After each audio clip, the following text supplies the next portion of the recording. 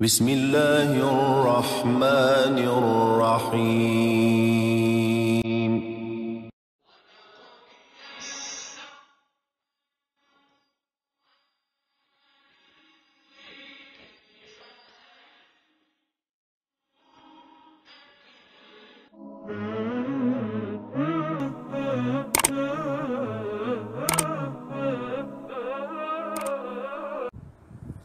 الحمدللہ رب العالمین والصلاة والسلام علی رسولہ الکریم اما بعد۔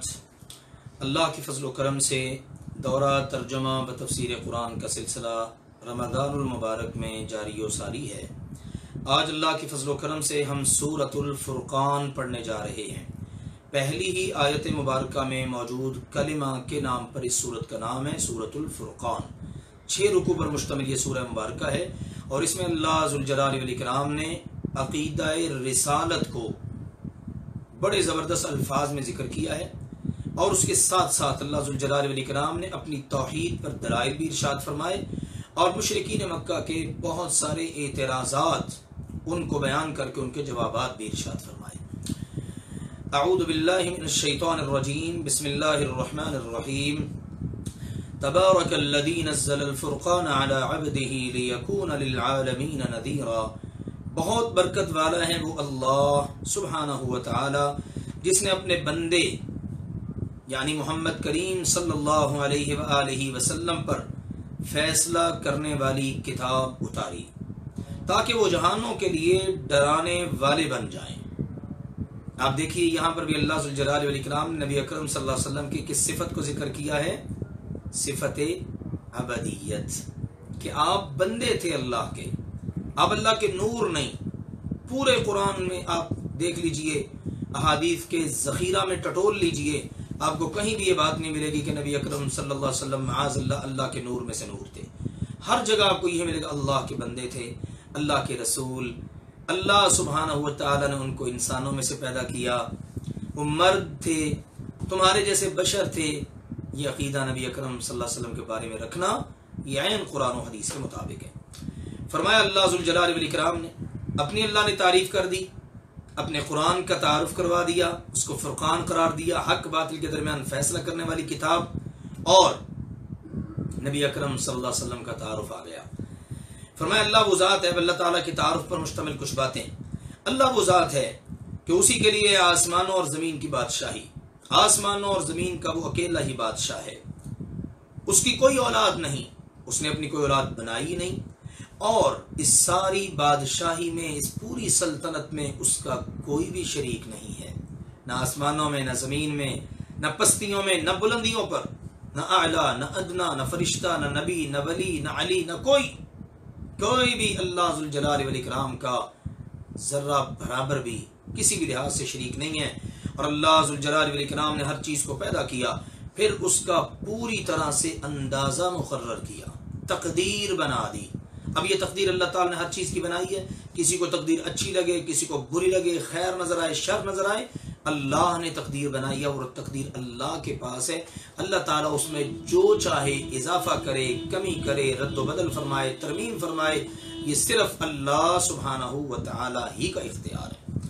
اسی نے تقدیر کو مقرر کیا ہے اور ایک اندازے کے مطابق بالکل صحیح اندازہ لگایا، اور انہوں نے اس کے سوا کئی اور معبود بنا لیے۔ لوگوں نے اللہ کو چھوڑ کر اور کئی معبود بنا لیے جو کوئی چیز پیدا نہیں کرتے بلکہ وہ خود پیدا کیے جاتے ہیں۔ بھلا جو خود پیدا کیا جائے وہ معبود بننے کے قابل کیسے ہو سکتا ہے؟ کیسی پیاری اللہ نے بات کی ہے۔ اللہ کو چھوڑ کر انہوں نے بہت سارے معبود بنا لیے، انہوں نے کچھ بھی پیدا نہیں کیا، کچھ پیدا کر ہی نہیں سکتے، اتنی ہمت ہی نہیں ہے بیچاروں میں، اتنا ان کے پاس اختیار ہی نہیں ہے، بلکہ وہ خود پیدا کیے جاتے ہیں۔ خود ان کو پیدا کیا گیا، اللہ ان کا خالق ہے، اور وہ تو اپنے لیے بھی کسی قسم کے نفع اور نقصان کے مالک نہیں ہیں۔ اپنے لیے بھی، جن کو انہوں نے اللہ کے علاوہ معبود بنا رکھا ہے نا، وہ اپنی ذات کے لیے بھی نہ کسی نقصان کے مالک ہیں، نہ کسی نفع کے مالک ہیں۔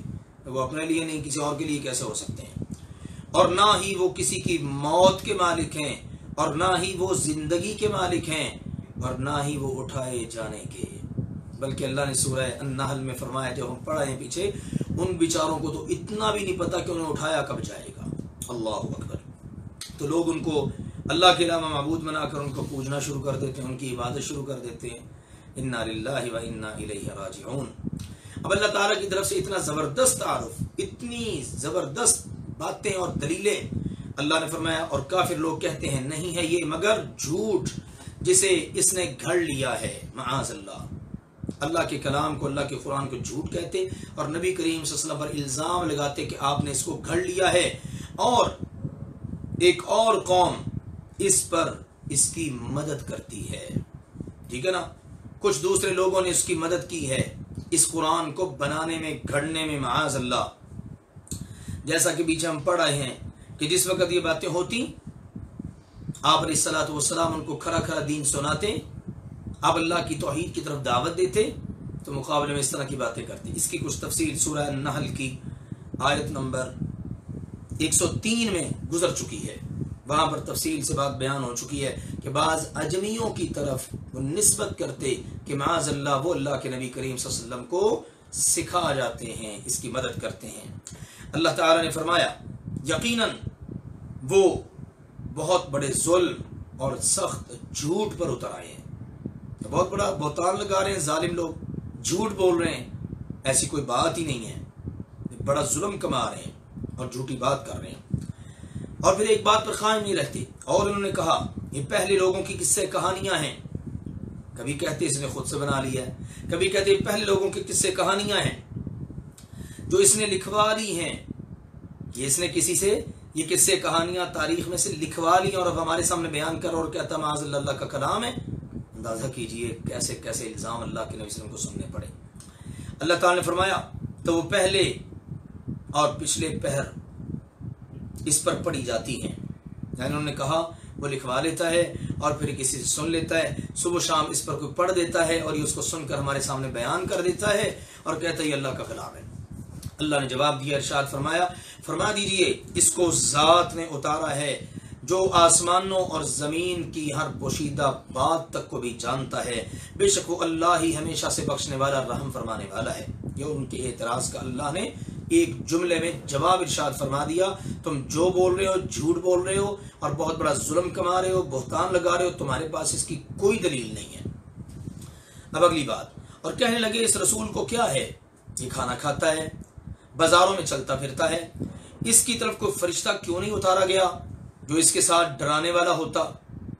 کہتے کہ اس کے ساتھ کوئی فرشتہ ہوتا، جب یہ دعوت دیتا اس کے ساتھ فرشتہ ہوتا، فرشتہ کہتا ہاں یہ اللہ کا رسول ہے، واقعی ہم اس فرشتہ کو دیکھتے اور ہم اس رسول پر ایمان لاتے۔ اندازہ کریں کیسا تقاضا، کیسا مطالبہ، اور اعتراض کیا ہے، یہ کیسا رسول ہے، کھانا کھاتا ہے، بازاروں میں چلتا پھرتا ہے۔ اللہ اکبر۔ اللہ ذوالجلال والاکرام نے مزید ان کی بات نقل کی، کہتے او یلقا الیہ کنز، یا پھر اس کی طرف خزانے اتارے جاتے۔ پہلا کیا مطالبہ، کوئی فرشتہ اس کے ساتھ ہوتا، دوسری بات چلو اگر فرشتہ نہیں، یا پھر اس کی طرف کوئی خزانہ اتارا جاتا، یا پھر یہ بھی نہیں ہے تو اس کا کوئی باغ ہوتا جس سے وہ کھایا کرتا۔ اور ظالموں نے کہا تم تو بس ایسے آدمی کی پیروی کر رہے ہو جس پر جادو کیا ہوا ہے۔ اندازہ کر لیجئے ان کے کیسے کیسے اعتراضات ہیں۔ بس دنیا داری ہے نا، دنیا چھائی ہوئی ہے، اس کے بعد دنیا ہو، دنیا میں مال و دولت ہو، دنیا کے لحاظ سے مضبوط ہو، امیر ہو، تو ہم اس کی بات مانیں۔ اور الٹا کہتے ظالم لوگ کہ ان پر معاذ اللہ جادو کیا ہوا ہے۔ لوگوں اگر تم ان کی بات مانو گے نا تو ایک جادو کیے ہوئے آدمی کی بات مانو گے۔ اللہ ذوالجلال والاکرام نے یہ بات ارشاد فرمائی کہ دیکھیے یہ آپ کے لیے کیسی مثالیں بیان کر رہے ہیں، بس یہ گمراہ ہو چکے ہیں اور سیدھے راستے پر آنا ہی نہیں چاہتے، ان میں طاقت ہی نہیں ہے کہ سیدھی راہ پر آ جائیں۔ یہ گمراہی پر مشتمل باتیں، کبھی کوئی اعتراض کبھی کوئی اعتراض، جنہوں نے ماننا ہوتا ہے نہ وہ اعتراض میں پڑتا ہے نہ وہ مطالبے کرتا ہے۔ بابرکت ہے وہ ذات، سبحان اللہ، اللہ سبحانہ و تعالی کہ اگر وہ چاہے تو آپ کے لیے اس سے بھی بہتر بنا دے، ایسے باغات جن کے نیچے نہریں چلتی ہیں، اور آپ کے لیے کئی محل بنا دے۔ اللہ اس بات پر قادر ہے، اللہ باغات بنا دے، ان کے نیچے سے نہریں چلا دے، اللہ کے لیے کیا مشکل ہے؟ لیکن اللہ سبحانہ و تعالی نے دنیا میں یہ کچھ آپ کو عطا نہیں کرنا، حتیٰ کہ آپ کے دل میں اس کی کبھی خواہش بھی پیدا نہیں ہوئی۔ اللہ نے کہا پھر حقیقت یہ بلکہ ان لوگوں نے قیامت کو جھٹلا دیا، اور ہم نے اس شخص کے لیے جس نے قیامت کو جھٹلایا بھڑکتی ہوئی آگ کا عذاب تیار کر رکھا ہے۔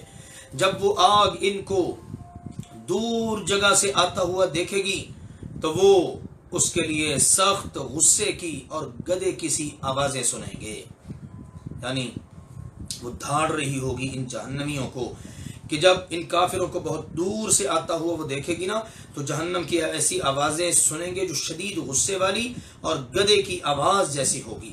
اس سے جہنم کا صاحب شعور ہونا ثابت ہوتا ہے، اور اسی طرح دیگر احادیث کے اندر بھی اور قرآن پاک کی آیات کے اندر بھی یہ بتا دیا گیا ہے۔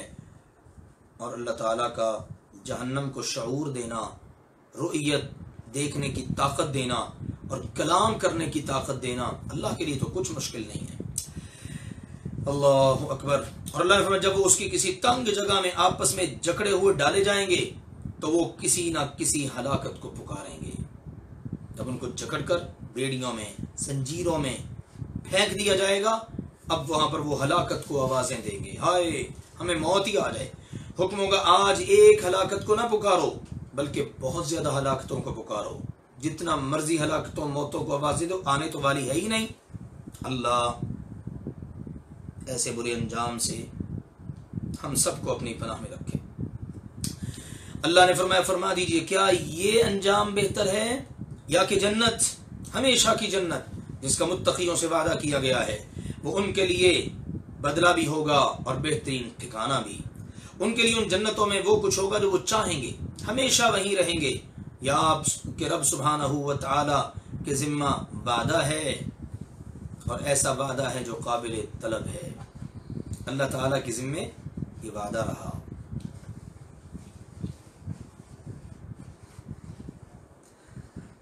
قابل طلب ہونے کی دو معنی اہل علم نے ذکر کیے ہیں۔ ایک تو یہ ہے کہ اللہ تعالیٰ سے اس کے پورا کرنے کی دعا کی جائے، اور دوسرا یہ کہ ایسا وعدہ ہے جو مانگنے پر پورا ہوگا یقیناً۔ جو بندہ مانگے گا نا کہ اللہ یہ مجھے جنت عطا کر دے، یہ جس کا تو نے وعدہ کیا ہے، اللہ تعالیٰ مانگے جانے پر اپنے اس وعدے کو ضرور پورا فرمائے گا۔ اللہ تعالیٰ ہم سب کو بھی یہی نصیب بنائے۔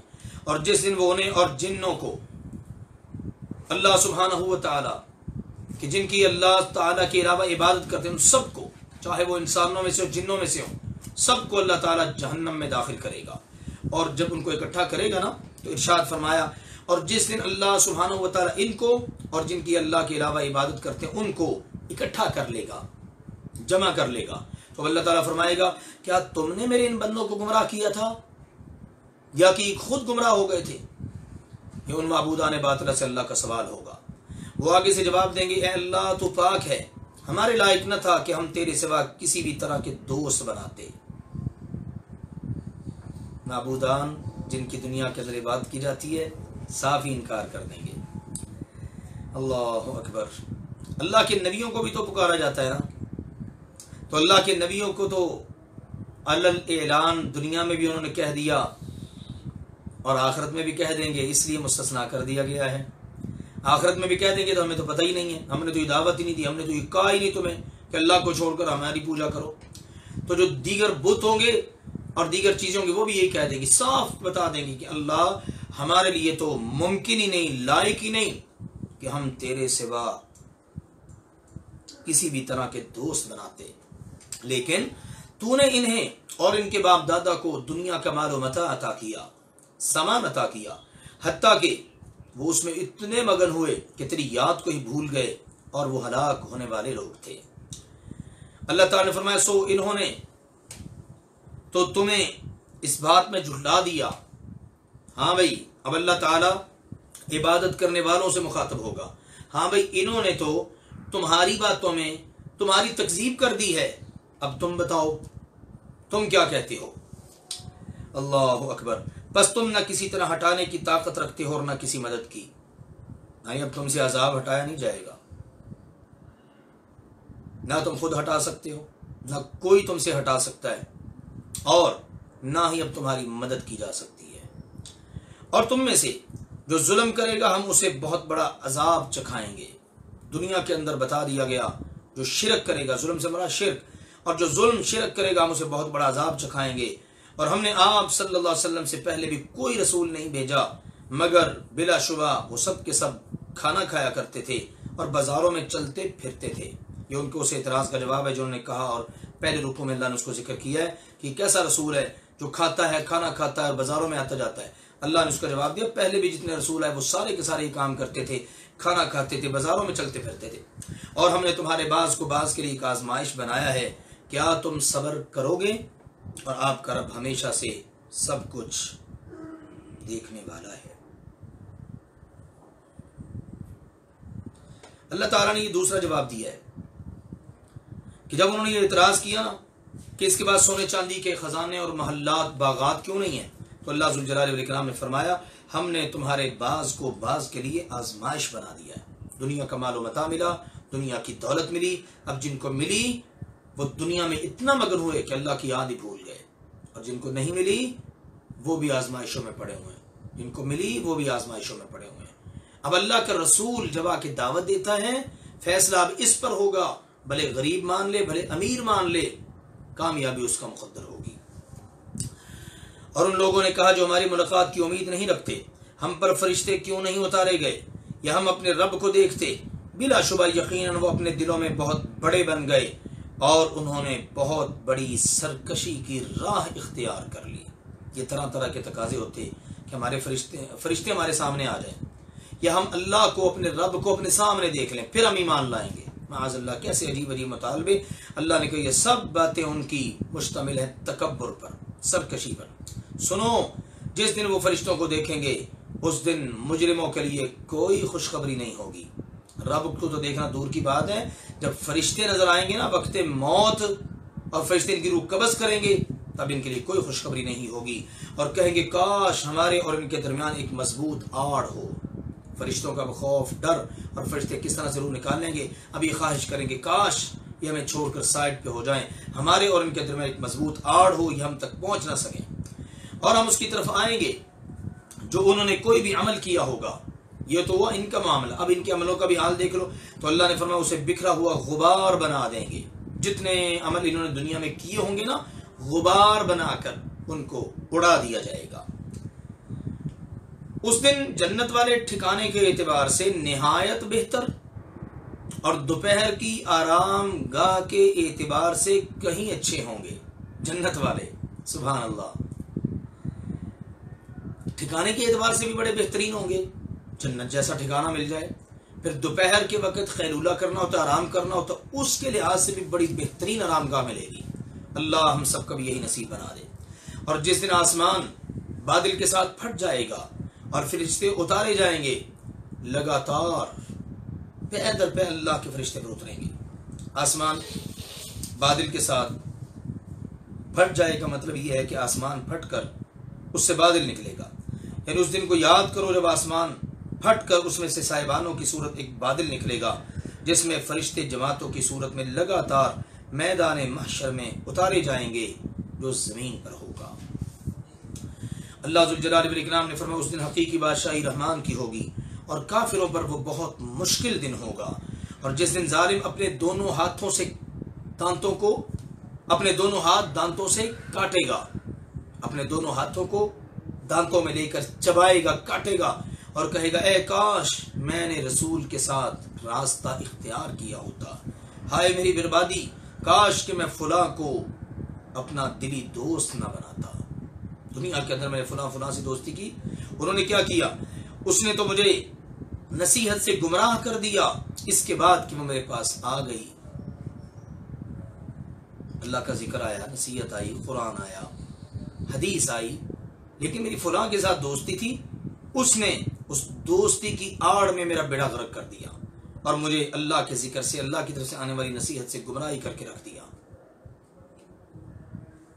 اچھا بھی تیری خواہش کیا ہے کہ کاش میں نے رسول کی راہ کو پکڑا ہوتا۔ غور کیجئے، قیامت کے دن بھی صرف نجات اسی میں نظر آئے گی، کاش دنیا میں میں نے اللہ کے رسول کی راہ کو پکڑا ہوتا۔ اسی لیے رسول اللہ صلی اللہ علیہ وسلم نے فرمایا اپنا دوست سوچ سمجھ کر اختیار کرو، اپنا دوست سوچ سمجھ کر بناؤ، کیونکہ دنیا میں انسان اپنے دوست کے دین پر ہوتا ہے، قیامت کے دن بھی پھر اسی دین پر ہی اٹھے گا نا۔ اس لیے دوستی لگاؤ اللہ سے، اللہ کے رسول سے، سبحان اللہ، جہاں کامیابی ہے۔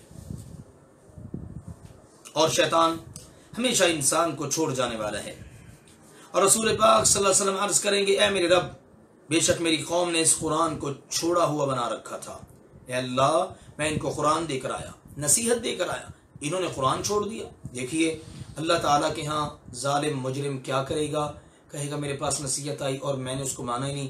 اب رسول پاک دعویٰ دائر کر دیں گے اللہ میں تو ان کو قرآن دے آیا تھا، نصیحت تیری دے آیا تھا، لیکن انہوں نے اس کو چھوڑ دیا۔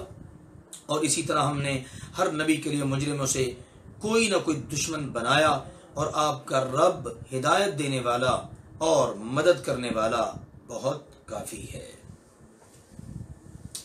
اللہ اکبر۔ چونکہ شکایت میں دل کی جلن اور شدید غم کا اظہار تھا، اس لیے اب اس آیت میں نبی کریم صلی اللہ علیہ وسلم کو اور مسلمانوں کو تسلی دی کہ قرآن کو چھوڑنے والوں کا یہ طرز عمل صرف تمہارے ساتھ ہی نہیں ہے بلکہ پہلے انبیاء کے ساتھ بھی ایسے ہی رہا ہے۔ اس لیے اللہ نے کہا ہم نے ہر نبی کے لیے مجرموں میں سے دشمن بنا دیے، دشمن بن گئے، اور انہوں نے اللہ تعالی کی راہ سے لوگوں کو ہٹایا۔ اگر آپ کے ساتھ بھی ایسا ہو رہا ہے تو آپ کو پریشان ہونے کی ضرورت نہیں۔ کافروں نے ایک اور اعتراض کیا، ان لوگوں نے کہا جنہوں نے کفر کیا یہ قرآن اس پر ایک ہی بار کیوں نہ نازل کر دیا گیا؟ اللہ تعالی نے جواب دیا اسی طرح ہم نے اتارا ہے، تھوڑا تھوڑا کر کے، تاکہ ہم اس کے ساتھ آپ کے دل کو مضبوط کر دیں، اور ہم نے اسے ٹھہر ٹھہر کر پڑھا، خوب ٹھہر ٹھہر کر پڑھنا، اور وہ آپ کے پاس کوئی مثال نہیں لاتے مگر ہم تیرے پاس حق اور بہترین تفسیر بھیج دیتے ہیں۔ یہ ان کا اگلا اعتراض تھا کہ یک بارگین پر قرآن کیوں نہ اترا جیسے موسیٰ علیہ السلام پر اتار دی گئی تورات وغیرہ؟ تو اللہ تعالیٰ نے اس کا جواب دیا کہ ہم تھوڑا تھوڑا کر کے اتارتے ہیں تاکہ جیسے جیسے قرآن اترے گا ویسے ویسے آپ کا دل مضبوط ہوتا چلا جائے گا۔ اور پھر بہت ساری اس میں اور بھی حکمتیں ہیں، مثلا انہوں نے اعتراض کیا، اللہ نے اعتراض کا جواب دے دیا، مسئلہ پیش آ گیا، اللہ نے مسئلے کا حل دے دیا۔ کیوں اللہ ذوالجلال والاکرام نے اس قرآن کو تھوڑا تھوڑا کر کے ٹھہر ٹھہر کے 23 سال کے عرصے میں پورا کر دیا۔ اللہ تعالیٰ کی طرف سے حکمتیں۔ اب سورت کے شروع سے اللہ تعالیٰ نے کفار کے 5 اعتراضات یہاں تک ذکر کیے اور سب کا جواب دیا۔ اب آخر میں اللہ تعالیٰ نے یہاں پر جو بات کی ہے نا وہ بڑی زبردست بات کی ہے کہ آپ علیہ الصلوۃ والسلام کے پاس وہ جو باتیں لاتے ہیں، سوالات کرتے ہیں، مطالبے لاتے ہیں، اعتراضات کرتے ہیں، تو ہم کیا کرتے ہیں؟ ہم ان تمام اعتراضات کا، شبہات کا ازالہ، سوالوں کا جواب اس حق کے ذریعے کر دیتے ہیں اور اس کی بڑی بہترین تفسیر آپ پر اتار دیتے ہیں۔ یہاں پر مثل سے مراد اہل علم نے بیان کیا ہے کہ ان کے سوالات، جوابات اور اعتراضات ہیں، اور الحق سے مراد اللہ کی طرف سے آنے والا یہ اللہ کا قرآن ہے جس کی تفسیر بھی اللہ نے خود ہی اتاری ہے۔ تو اللہ تعالیٰ نے فرمایا جو بات بھی وہ کریں گے، جو اعتراض بھی کریں گے، ہم آپ کے پاس اس کے مقابلے میں حق اور بہترین تفسیر لے آئیں گے۔ وہ لوگ جو اپنے چہروں کے بل جہنم کی طرف اکٹھے کیے جائیں گے وہی ٹھکانے کے لحاظ سے نہایت بری جگہ پر ہوں گے، راستے کے اعتبار سے بھی بہت زیادہ گمراہ ہیں، تو ان کو پھر جہنم کی آگ میں چہروں کے بل اکٹھا کیا جائے گا نا۔ اللہ ایسے برے انجام سے ہم سب کو اپنی پناہ میں رکھے۔ اور بلا شبہ یقیناً ہم نے موسیٰ علیہ السلام کو کتاب دی، تورات، اور اس کے ساتھ اس کے بھائی ہارون کو بوجھ بٹانے والا بنا دیا، ان کو ساتھ جوڑ دیا تاکہ وہ ان کے ساتھ ان کے دین کے نشر و اشاعت میں مددگار ثابت ہوں۔ پھر ہم نے کہا کہ تم دونوں ان لوگوں کی طرف جاؤ جنہوں نے ہماری آیات کو جھٹلایا، فرعون اور اس کے سرداروں کی طرف، تو ہم نے پھر آخر انہیں ہلاک کر دیا، بری طرح ہلاک کر دینا۔ اور نوح علیہ السلام کی قوم کو بھی جب انہوں نے رسولوں کو جھٹلا دیا تو ہم نے انہیں بھی غرق کر دیا، اور انہیں لوگوں کے لیے ایک نشانی بنا دیا، اور ہم نے ظالموں کے لیے ایک دردناک عذاب تیار کر رکھا ہے۔ اور عاد اور سمود کو اور کنویں والوں کو، کنویں والے ان کا ذکر قرآن پاک میں کئی جگہوں پر ہوا ہے، تو کنویں والوں سے مراد اللہ ذوالجلال والاکرام نے الرس ایک وادی کا نام ہے، اس مناسبت سے اس وادی کے ارد گرد اس کے پاس بسنے والوں کو اصحاب الرس قرار دیا ہے۔ اہل علم کا کہنا ہے چونکہ قوم عاد اور قوم سمود کا قرآن پاک میں متعدد جگہوں پر قصہ ذکر ہوا ہے، اصحاب الرس ان کا ذکر نہ تو قرآن میں ہوا ہے نہ احادیث میں، چونکہ ان کی تفصیل نہیں آئی، نہ ان کے نبی کا نام آیا ہے، لہٰذا ان کے متعلق جتنی بھی باتیں وہ سب کی سب بہترین ہیں۔ اللہ نے جو بیان کر دیا ہمارا اس پر ایمان ہے، تو اللہ نے کہا ہم نے بعض کے قصے بیان کیے بعض کے نہیں کیے، تو ان میں سے جن کے قصے بیان نہیں ہوئے بس صرف نام ذکر ہوا ہے، ہمارا جیسے ذکر ہوا ہے ویسے ہی ہمارا اس پر ایمان ہے۔ تو قوم عاد، قوم سمود اور کنویں والے اور اس کے درمیان بہت سے زمانے کے لوگوں کو بھی ہم نے ہلاک کر دیا۔ سیدنا موسیٰ علیہ السلام کا پہلے ذکر ہوا، پھر قوم نوح، پھر قوم عاد، قوم سمود، پھر اصحاب الرس اور ان کے علاوہ بہت ساری بستیاں کہ جب انہوں نے اللہ تعالیٰ کی طرف سے آنے والے پیغامات کو جھٹلا دیا، اللہ کے نبیوں کی تعلیمات کو فراموش کر دیا، تو اللہ تعالیٰ نے سب کو ہلاک کر دیا۔ اور ہر ایک ہم نے اس کے لیے مثالیں بیان کی، ہر ایک کی مثالیں بیان ہو چکی ہیں اور قرآن پاک کے اندر ان کے تذکرے ہو رہے ہیں، دلائل کے ذریعے سمجھایا جا رہا ہے۔ اللہ نے فرمایا اور ہر ایک کو ہم نے تباہ کر دیا، بری طرح تباہ کرنا۔ اور البتہ تحقیق یہ لوگ اس بستی پر آ چکے جس پر بارش برسائی گئی، بری بارش، لوط علیہ السلام کی قوم، ان کی بستی مراد ہے کہ جن پر پتھروں کی بارش کی گئی اور وہاں سے مکہ والوں کا گزر ہوتا، تو کیا وہ اسے دیکھا نہ کرتے تھے؟ بلکہ وہ کسی طرح اٹھائے جانے کی امید نہ رکھتے تھے۔ ان کو بھی امید کوئی نہیں تھی، اب ان کو بھی کوئی امید نہیں۔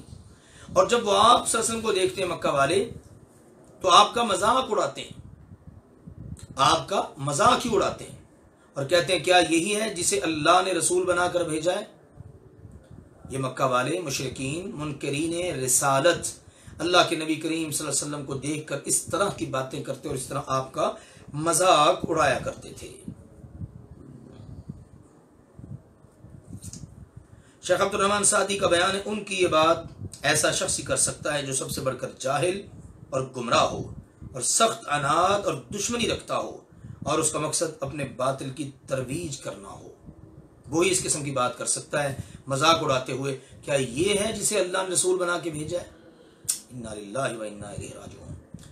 کہتے بے شک یہ تو قریب تھا کہ ہمیں ہمارے معبودوں سے گمراہ کر دیتا، اگر یہ نہ ہوتا کہ ہم ان پر جمے رہے۔ یہ تو ہماری گڈ ول ہے نا کہ ہم اپنے جھوٹے معبودوں پر جمے رہے ہیں، وگرنہ یہ تو ہمیں گمراہ کب کا کر بیٹھا تھا، اس نے تو ہمارے الہوں سے ہمیں دور کر دینا تھا۔ یہ تو ہم ہیں کہ ہم اپنے معبودوں پر پکے ہو گئے۔ اللہ تعالی نے فرمایا اور ان قریب وہ جان لیں گے جب عذاب کو دیکھیں گے کہ کون راستے کے اعتبار سے زیادہ گمراہ ہے۔ کیا آپ نے وہ شخص دیکھا جس نے اپنا معبود اپنی خواہشی کو بنا لیا؟ تو کیا آپ اس کے ذمہ دار ہوں گے جو اپنی خواہشات پر چلے، اللہ کے دین کو چھوڑ کر، اللہ کی وحی کو چھوڑ کر اپنی خواہش میں جو آئے اس کو پوجنا شروع کر دے؟ تو اس کا مطلب ہے اس نے اپنی خواہش کو اپنا معبود بنا لیا ہے۔ تو ایسے شخص کی آپ کبھی بھی طرفداری نہیں کریں گے، نہ وکالت کریں گے۔ اللہ اکبر۔ یا آپ گمان کرتے ہیں کہ ان کے اکثر سنتے ہیں یا سمجھتے ہیں؟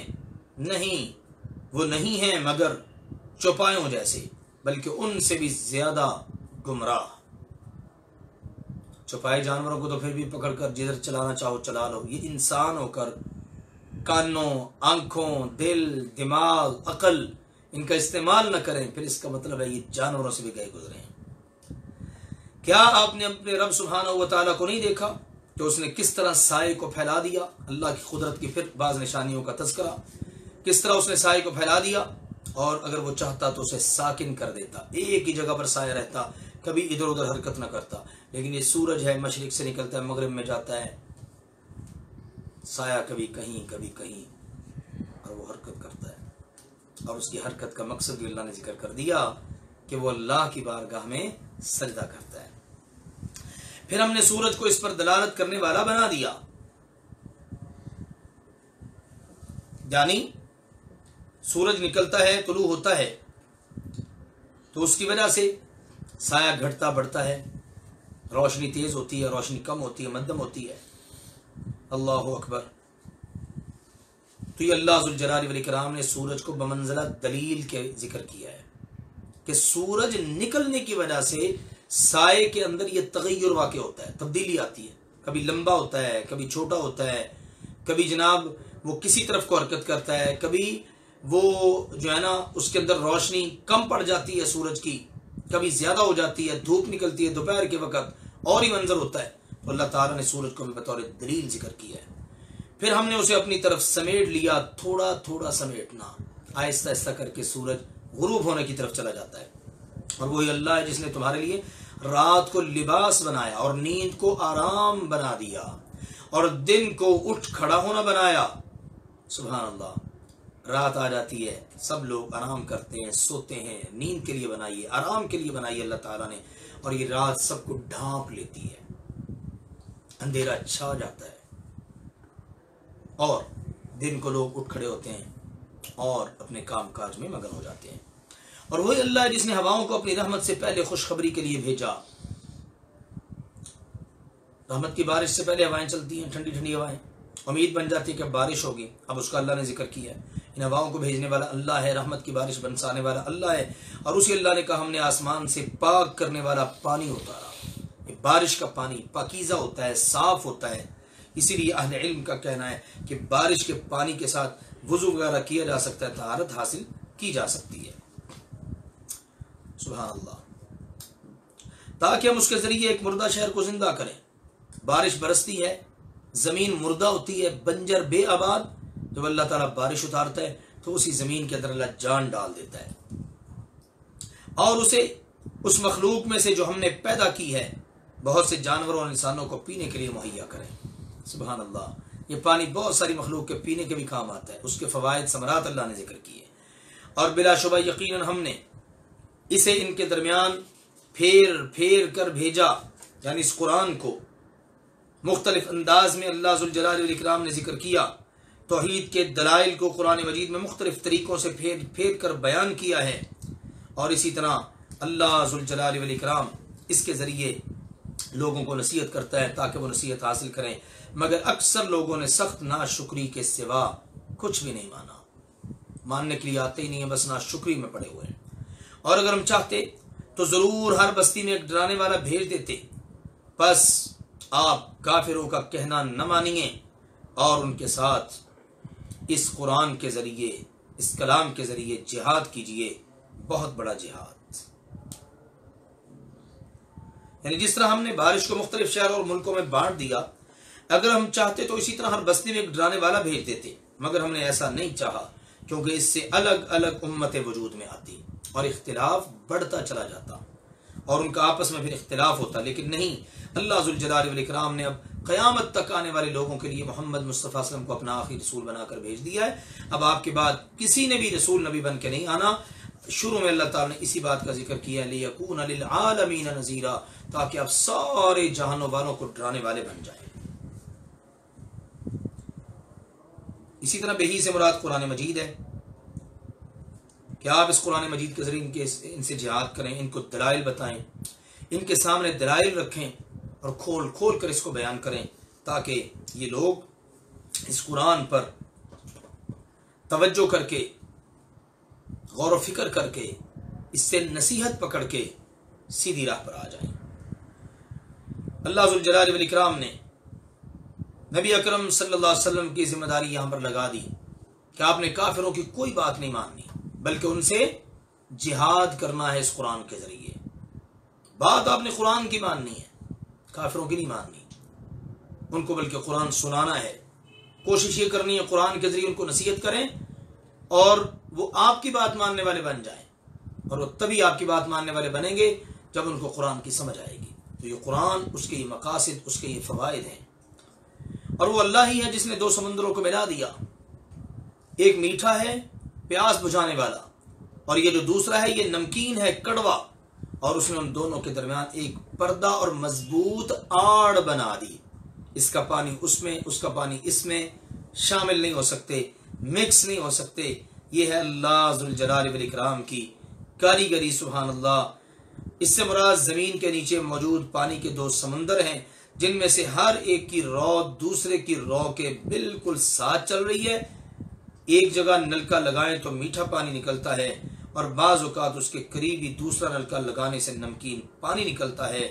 اندازہ کر لیجئے یہ اللہ ذوالجلال والاکرام کی قدرت کی کتنی بڑی نشانی ہے، جس کو بذات خود ہم بھی ملاحظہ کرتے ہیں۔ تو یہ اللہ ذوالجلال والاکرام نے اس کا ذکر کیا ہے۔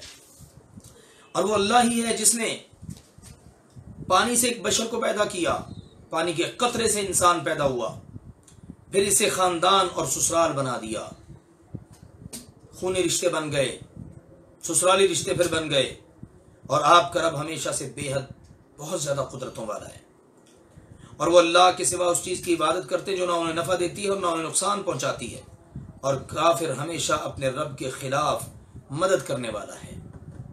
اتنے زبردست دلائل اللہ نے بیان کیے، یہ سب کام کرنے والا اللہ ہے، سب کام، قرآن اتارنے والا، قوموں کو نافرمانیوں پر ہلاک کرنے والا، آسمان پر سورج چمکانے والا، سائے بنانے والا، رات بنانے والا، دن بنانے والا، بارش برسانے والا، اسی طرح سے دیگر جتنی باتیں ذکر ہوئی، حتیٰ کہ انسان کو پیدا کرنے والا اللہ ہے، لیکن پھر بھی یہ لوگ اللہ کو چھوڑ کر ان کو پکارتے ہیں، ان کی عبادت کرتے ہیں جو نہ انہیں نفع دے سکیں نہ نقصان۔ اب بتائیں اس سے بڑا کفر اور کیا ہوگا؟ کافر تو بس ہمیشہ اپنے رب کی مخالفت نہیں آتا ہے۔ اللہ نے فرمایا اور ہم نے آپ کو نہیں بھیجا مگر خوشخبری دینے والا اور ڈرانے والا بنا کر۔ آپ کی ذمہ داری بس یہ ہے، ڈرا دیں، خوشخبریاں سنا دیں، پیغام پہنچا دیں، جس کا جی چاہے مانے، جس کا جی چاہے نہ مانے۔ فرما دیجئے میں تم سے اس پر کسی مزدوری کا سوال نہیں کرتا، مگر صرف ایک بات ضرور ہے کہ جو چاہے اپنے رب کی طرف کوئی راستہ اختیار کر لے۔ میری خواہش، میری تمنا تو بس یہ ہے کہ تم ساری دنیا سے کٹ کر بس اپنے رب کی طرف راہ پکڑ لو، اور آپ اس زندہ ذات پر توکل اور بھروسہ کیجئے جو کبھی نہیں مرے گا، یعنی اللہ سبحانہ و تعالی جس کو کبھی موت آنی نہیں ہے، بس اسی پر توکل کیجئے اور اس کی حمد کے ساتھ تسبیح بیان کیجئے۔ اور وہ اللہ سبحانہ و تعالی اپنے بندوں کے گناہوں کی پوری طرح خبر رکھنے کے لیے بہت کافی ہے۔ وہ ہے جس نے آسمان اور زمین کو اور جو کچھ ان دونوں کے درمیان ہے 6 دنوں میں سب کو پیدا کیا، پھر وہ عرش پر متوجہ ہوا، مستوی ہوا، جیسے اس کی شایان شان، بے حد رحم کرنے والا ہے، رحمان ہے، بہت رحم کرنے والا ہے۔ سو اس کے متعلق کسی پورے باخبر سے پوچھ لیجئے۔ پورے باخبر سے مراد اللہ سبحانہ و تعالی ہے، اسی سے پوچھ لو اس کا تعارف کیا ہے، اور اس جیسی خبر تمہیں کوئی بھی نہیں دے سکتا۔ اور جب ان سے کہا جاتا ہے رحمان کو سجدہ کرو تو وہ کہتے ہیں رحمان کیا ہے؟ رحمان کیا ہے؟ رحمان کو تو ہم جانتے نہیں ہیں۔ مشرکین مکہ زمین و آسمان کے خالق کے لیے اللہ کا لفظ تو مانتے تھے، لیکن وہ اس کے نام رحمان سے مانوس نہیں تھے، اس لیے اسے سنتے ہی چڑھ جاتے تھے۔ دوسری بات یہ ہے کہ وہ لوگ یہ بات رحمان کیا چیز ہے کافرانہ شوخی اور سراسر ہٹ دھرمی کی وجہ سے کیا کرتے تھے۔ ہٹ دھرمی اس میں پڑھ کے بالکل ضد، اناد، ہٹ دھرمی اور شوخی مارتے وہ کہتے رحمان کیا ہے؟ جیسے فرعون نے کہا تھا موسیٰ علیہ الصلوۃ والسلام سے وما رب العالمین، رب العالمین کیا چیز ہے؟ بالکل اسی طرح مکہ کے کافر بھی کہا کرتے۔ تو اللہ ذوالجلال والاکرام نے ان کی بات نقل کی، کہنے لگے رحمان کیا چیز ہے؟ کیا ہم اسے سجدہ کریں جس کے لیے تو ہمیں حکم دیتا ہے؟ اور یہ بات انہیں بدکنے میں اور زیادہ بڑھا دیتی، اس بات سے اور زیادہ چڑھتے اور بدک جاتے۔ فرمایا بہت برکت والا ہے وہ اللہ جس نے آسمان میں برج بنائے اور اس میں ایک چراغ اور ایک روشنی کرنے والا چاند بنایا۔ برج بنائے، راستے بنائے اللہ ذوالجلال والاکرام نے جن راستوں سے گزر کر فرشتوں کی آمد و رفت ہوتی ہے۔ چراغ، سورج بنایا اور ایک روشنی کرنے والا چاند بنایا۔ اور وہی ہے اللہ جس نے رات اور دن کو ایک دوسرے کے پیچھے آنے والا بنایا، اس کے لیے جو چاہے کہ نصیحت حاصل کرے یا کچھ شکر ادا کرنا چاہے۔ جو اللہ کا شکر ادا کرنا چاہتا ہے اس کے لیے اس میں بڑی نصیحتیں موجود ہیں، بڑا پیغام موجود ہے، تو یہ اللہ ہے جس نے رات دن کا نظام بنایا، جس نے سورج چاند بنایا۔ یہ باتیں کرنے کے بعد اب اللہ ذوالجلال والاکرام نے آخر میں اپنے بندوں کی کچھ صفات ذکر کی ہیں، وہ بندے جو اللہ کو بڑے پسند ہیں، اور ان کے بارے میں کہا عباد الرحمن، یعنی رحمان کے بندے۔ ارشاد فرمایا اور رحمان کے بندے وہ ہیں جو زمین پر نرمی سے چلتے ہیں، بالکل نرمی کے ساتھ چلنا ہے۔ اور جب جاہل لوگ ان سے بات کرتے ہیں تو وہ کہتے ہیں سلام ہے، دوسری صفت۔ نرمی سے چلنا پہلی صفت۔ جب جاہلوں سے بات چیت ہوتی ہے، جہلا سے مخاطب ہوتے ہیں، جاہل ان سے منہ لگاتے ہیں، تو پھر ان کو کہتے ہیں بھائی سلام، ہم تمہارے ساتھ زیادہ وقت نہیں لگا سکتے، اپنا وقت ضائع نہیں کر سکتے۔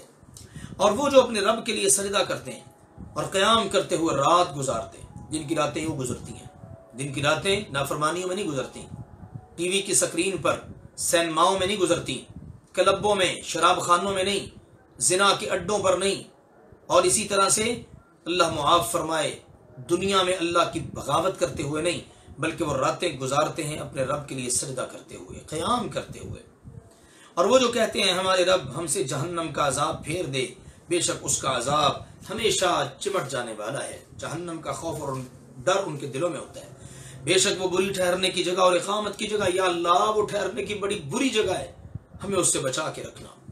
اور یہ وہ لوگ ہیں کہ جب خرچ کرتے ہیں تو نہ فضول خرچی کرتے ہیں اور نہ خرچ کرنے میں تنگی کرتے ہیں، اور ان کا خرچ ان کے درمیان معتدل ہوتا ہے، میانہ روی سے چلتے ہیں، نہ بخیلی نہ فضول خرچی، بلکہ اعتدال سے چلنا ہے، جتنی ضرورت ہے اس کے مطابق چلنا ہے.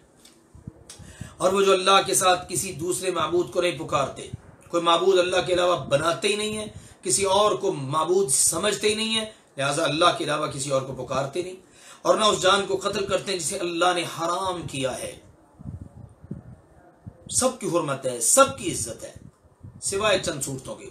مثال کے طور پر اگر کسی نے قتل کیا ہے تو اب قصاص میں اس کو قتل کرنا حلال ہے. کوئی مرتد ہو گیا ہے تو اس کی گردن اڑانا، اس کو قتل کرنا حلال ہے. کوئی شادی شدہ زانی ہے، بوڑھا زانی ہے، اس کو قتل کرنا حلال ہے. باقی اس کے علاوہ جو صورتیں ہیں احادیث کے اندر اللہ ذوالجلال والاکرام نے ممنوع قرار دی ہے. نہ حق کسی کا قتل نہیں کرتے. تو یہ بتایا کہ وہ کسی جان کو قتل نہیں کرتے جسے اللہ نے محترم قرار دیا مگر حق کے ساتھ، اور وہ حق احادیث میں نبی کریم صلی اللہ علیہ وسلم نے بتا دیا ہے.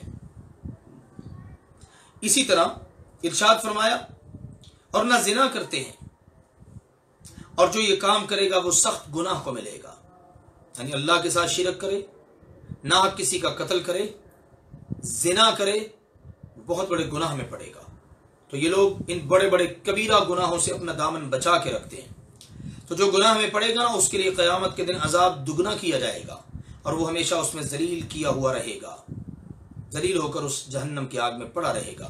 مگر جس نے توبہ کی اور ایمان لے آیا اور عمل کیا اچھا نیک عمل، تو یہی وہ لوگ ہیں جن کی برائیاں اللہ نیکیوں میں بدل دے گا. سبحان اللہ. بڑے بڑے گناہ بھی ہو جائیں، بندہ سچی توبہ کر لے، گناہوں کی وجہ سے ایمان کمزور ہو گیا، ایمان کی تجدید کرے اور اس کو مضبوط کرے، اب نیک عمل کرتا چلا جائے، تو اللہ تعالیٰ کا وعدہ ہے اللہ ان خوش نصیبوں کے گناہوں کو بھی نیکیوں میں بدل دے گا، اور اللہ ہمیشہ سے بے حد بخشنے والا، نہایت رحم کرنے والا ہے. اور جو توبہ کرے اور نیک عمل کرے تو یقیناً وہ اللہ کی طرف رجوع کرتا ہے. سچا رجوع کرنا، توبہ کر کے ہی بندہ اللہ کی طرف رجوع کر سکتا ہے. اور جو اللہ کی طرف رجوع کرتا ہے نا، اللہ ذوالجلال والاکرام پھر اس کی طرف رجوع کرتا ہے، پھر اللہ اس کی توبہ قبول کرتا ہے، پھر اللہ اس کے گناہوں کو معاف فرما دیتا ہے. اور وہ لوگ جو جھوٹ میں شریک نہیں ہوتے، یہ اہل ایمان کی اللہ ذوالجلال والاکرام نے صفات عالیہ کا ذکر کیا ہے. یعنی ایسی مجلسوں میں حاضر نہیں ہوتے جو جھوٹ پر مشتمل ہوتی ہیں، لہو و لعب، کھیل تماشے، گانے بجانے، غیبت، بدکاری کی مجلسیں، اس قسم کی مجلسیں. اسی طرح دوسرا مطلب ہے وہ جھوٹی گواہی نہیں دیتے، اور جھوٹی گواہی دینا بھی کبیرہ گناہ ہے. لہذا دونوں صورتوں سے بچتے ہیں، نہ جھوٹی مجلسوں میں جاتے ہیں نہ جھوٹی گواہی دیتے ہیں. اور جب وہ بیہودہ کام کے پاس سے گزرتے ہیں تو باعزت طریقے سے گزر جاتے ہیں. کہیں پر بغاوت ہو رہی ہے، نافرمانی ہو رہی ہے، گانے بج رہے ہیں، رقص ہو رہا ہے، ڈانس ہو رہا ہے، تو یہ نہیں کہ وہ جا کے وہاں پر بیٹھ جاتے ہیں، نہیں، ایسی فضول قسم کی بیہودہ مجالس کے پاس سے یا بیہودہ کاموں کے بعد جب وہ گزرتے ہیں تو باعزت طریقے سے گزر جاتے ہیں. اور وہ ہیں کہ جب انہیں ان کے رب کی آیات کے ساتھ نصیحت کی جائے تو ان پر بہرے اور اندھے ہو کر گرتے نہیں ہیں، بلکہ اللہ تعالی کی آیات کو غور سے سنتے ہیں، اللہ کی آیات پر غور کرتے ہیں، تدبر کرتے ہیں، فکر کرتے ہیں اور ان سے نصیحت پکڑتے ہیں. اور وہ ہیں جو کہتے ہیں اے ہمارے رب ہمیں ہماری بیویوں اور ہماری اولادوں سے آنکھوں کی ٹھنڈک نصیب فرما.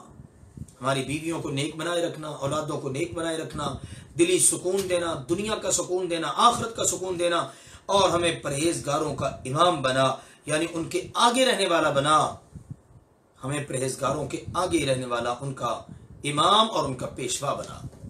اللہ ذوالجلال والاکرام نے یہ صفات اپنے بندوں کی ذکر کی، اور اب آخر میں فرمایا یہی وہ لوگ ہیں جنہیں جزا کے طور پر بدلے میں بلند و بالا محل عطا کیے جائیں گے، اس لیے کہ انہوں نے صبر کیا، اور اس میں ان کا استقبال زندگی کی دعا اور سلام کے ساتھ کیا جائے گا۔ سبحان اللہ، اللہ کے فرشتے ان کو حیاتن طیبہ، پاکیزہ زندگی مبارک ہو، تمہیں سلام ہو، یوں ان کا استقبال کریں گے۔ سبحان اللہ، اللہ تعالی نے فرمایا ہمیشہ اس میں رہنے والے ہیں، وہ ٹھہرنے اور رہنے کی بڑی ہی اچھی جگہ ہے۔ اللہ ہم سب کا تو یہی نصیب بنا دے، اللہ ہم سب کو تو اپنے بندوں میں شامل فرما لے، اللہ ہم سب کو انہی صفات سے متصف فرما دے۔ فرما دیجئے میرا رب تمہاری پرواہ نہیں کرتا، اگر تمہارا پکارنا نہ ہو سو بے شک تم نے جھٹلا دیا تو ان قریب اس کا انجام چمٹ جانے والا ہوگا۔ یہ خطاب اللہ ذوالجلال والاکرام کا کفار سے ہے، کیونکہ آگے فرمایا نا فقط کذبتم، تم نے جھٹلا دیا ہے۔ دعاؤکم، اس کا معنی ابن عباس رضی اللہ تعالی عنہما نے کیا ہے ایمانکم، یعنی میرا رب تمہیں مہلت اس لیے دے رہا ہے کہ تم اس پر ایمان لے آؤ، اس کی عبادت کرو اور اس سے دعا کرو، کیونکہ اس نے جن و انس کو اپنی عبادت کے لیے ہی پیدا کیا ہے۔ اگر تم ایمان لے آؤ تو میرے رب سبحانہ و تعالیٰ کو تمہاری کوئی پرواہ نہیں ہے، یعنی میرا اللہ سبحانہ و تعالیٰ تمہاری پرواہ نہیں کرتا، یا اس نے تمہاری پرواہ کر کے کیا کرنا ہے؟ اگر تم ہی توجہ نہ کرو تو اللہ کو بھی توجہ کرنے کی کوئی ضرورت نہیں۔ اس کا مطلب ہے پہل بندے کی طرف سے ہوگی، بندہ اللہ کی طرف قدم بڑھائے تو اللہ ذوالجلال والاکرام بھی اس کی طرف قدم بڑھاتا ہے۔ تو اللہ تعالیٰ نے آخر میں فرما دیا سو بے شک تم نے جھٹلا دیا، تم نے ایمان کو قبول نہیں کیا، لہٰذا اب اس کا انجام تمہیں چمٹ جانے والا ہے۔ اللہ ذوالجلال والاکرام ہم سب کو قرآن و سنت کا فہم نصیب فرمائے اور اس کے مطابق عمل کی توفیق عطا فرمائے۔ پڑھنے جا رہے ہیں سورۃ الشعراء۔ اس سورہ مبارکہ کے آخری رکوع میں اللہ تعالیٰ نے شعراء کا ذکر کیا ہے، اچھے اور برے دونوں قسم کے شعراء کا۔ اس مناسبت سے سورت کا نام ہے سورۃ الشعراء۔ انبیاء کرام اور رسل اعظام علیہم الصلاۃ والسلام کے اور ان کی اقوام کے واقعات پر مشتمل یہ سورہ مبارکہ ہے۔ اعوذ باللہ من الشیطان الرجیم، بسم اللہ الرحمن الرحیم، طاسیم میم، تلک آیات الکتاب المبین، یہ واضح کتاب کی آیات ہے۔ طاسیم میم یہ بھی حروف مقطعات میں سے ہے، یعنی لکھے اکٹھے جاتے ہیں، پڑھے الگ الگ جاتے ہیں، اور ان کے معنی مفہوم کو اللہ تعالیٰ ہی بہتر جانتا ہے۔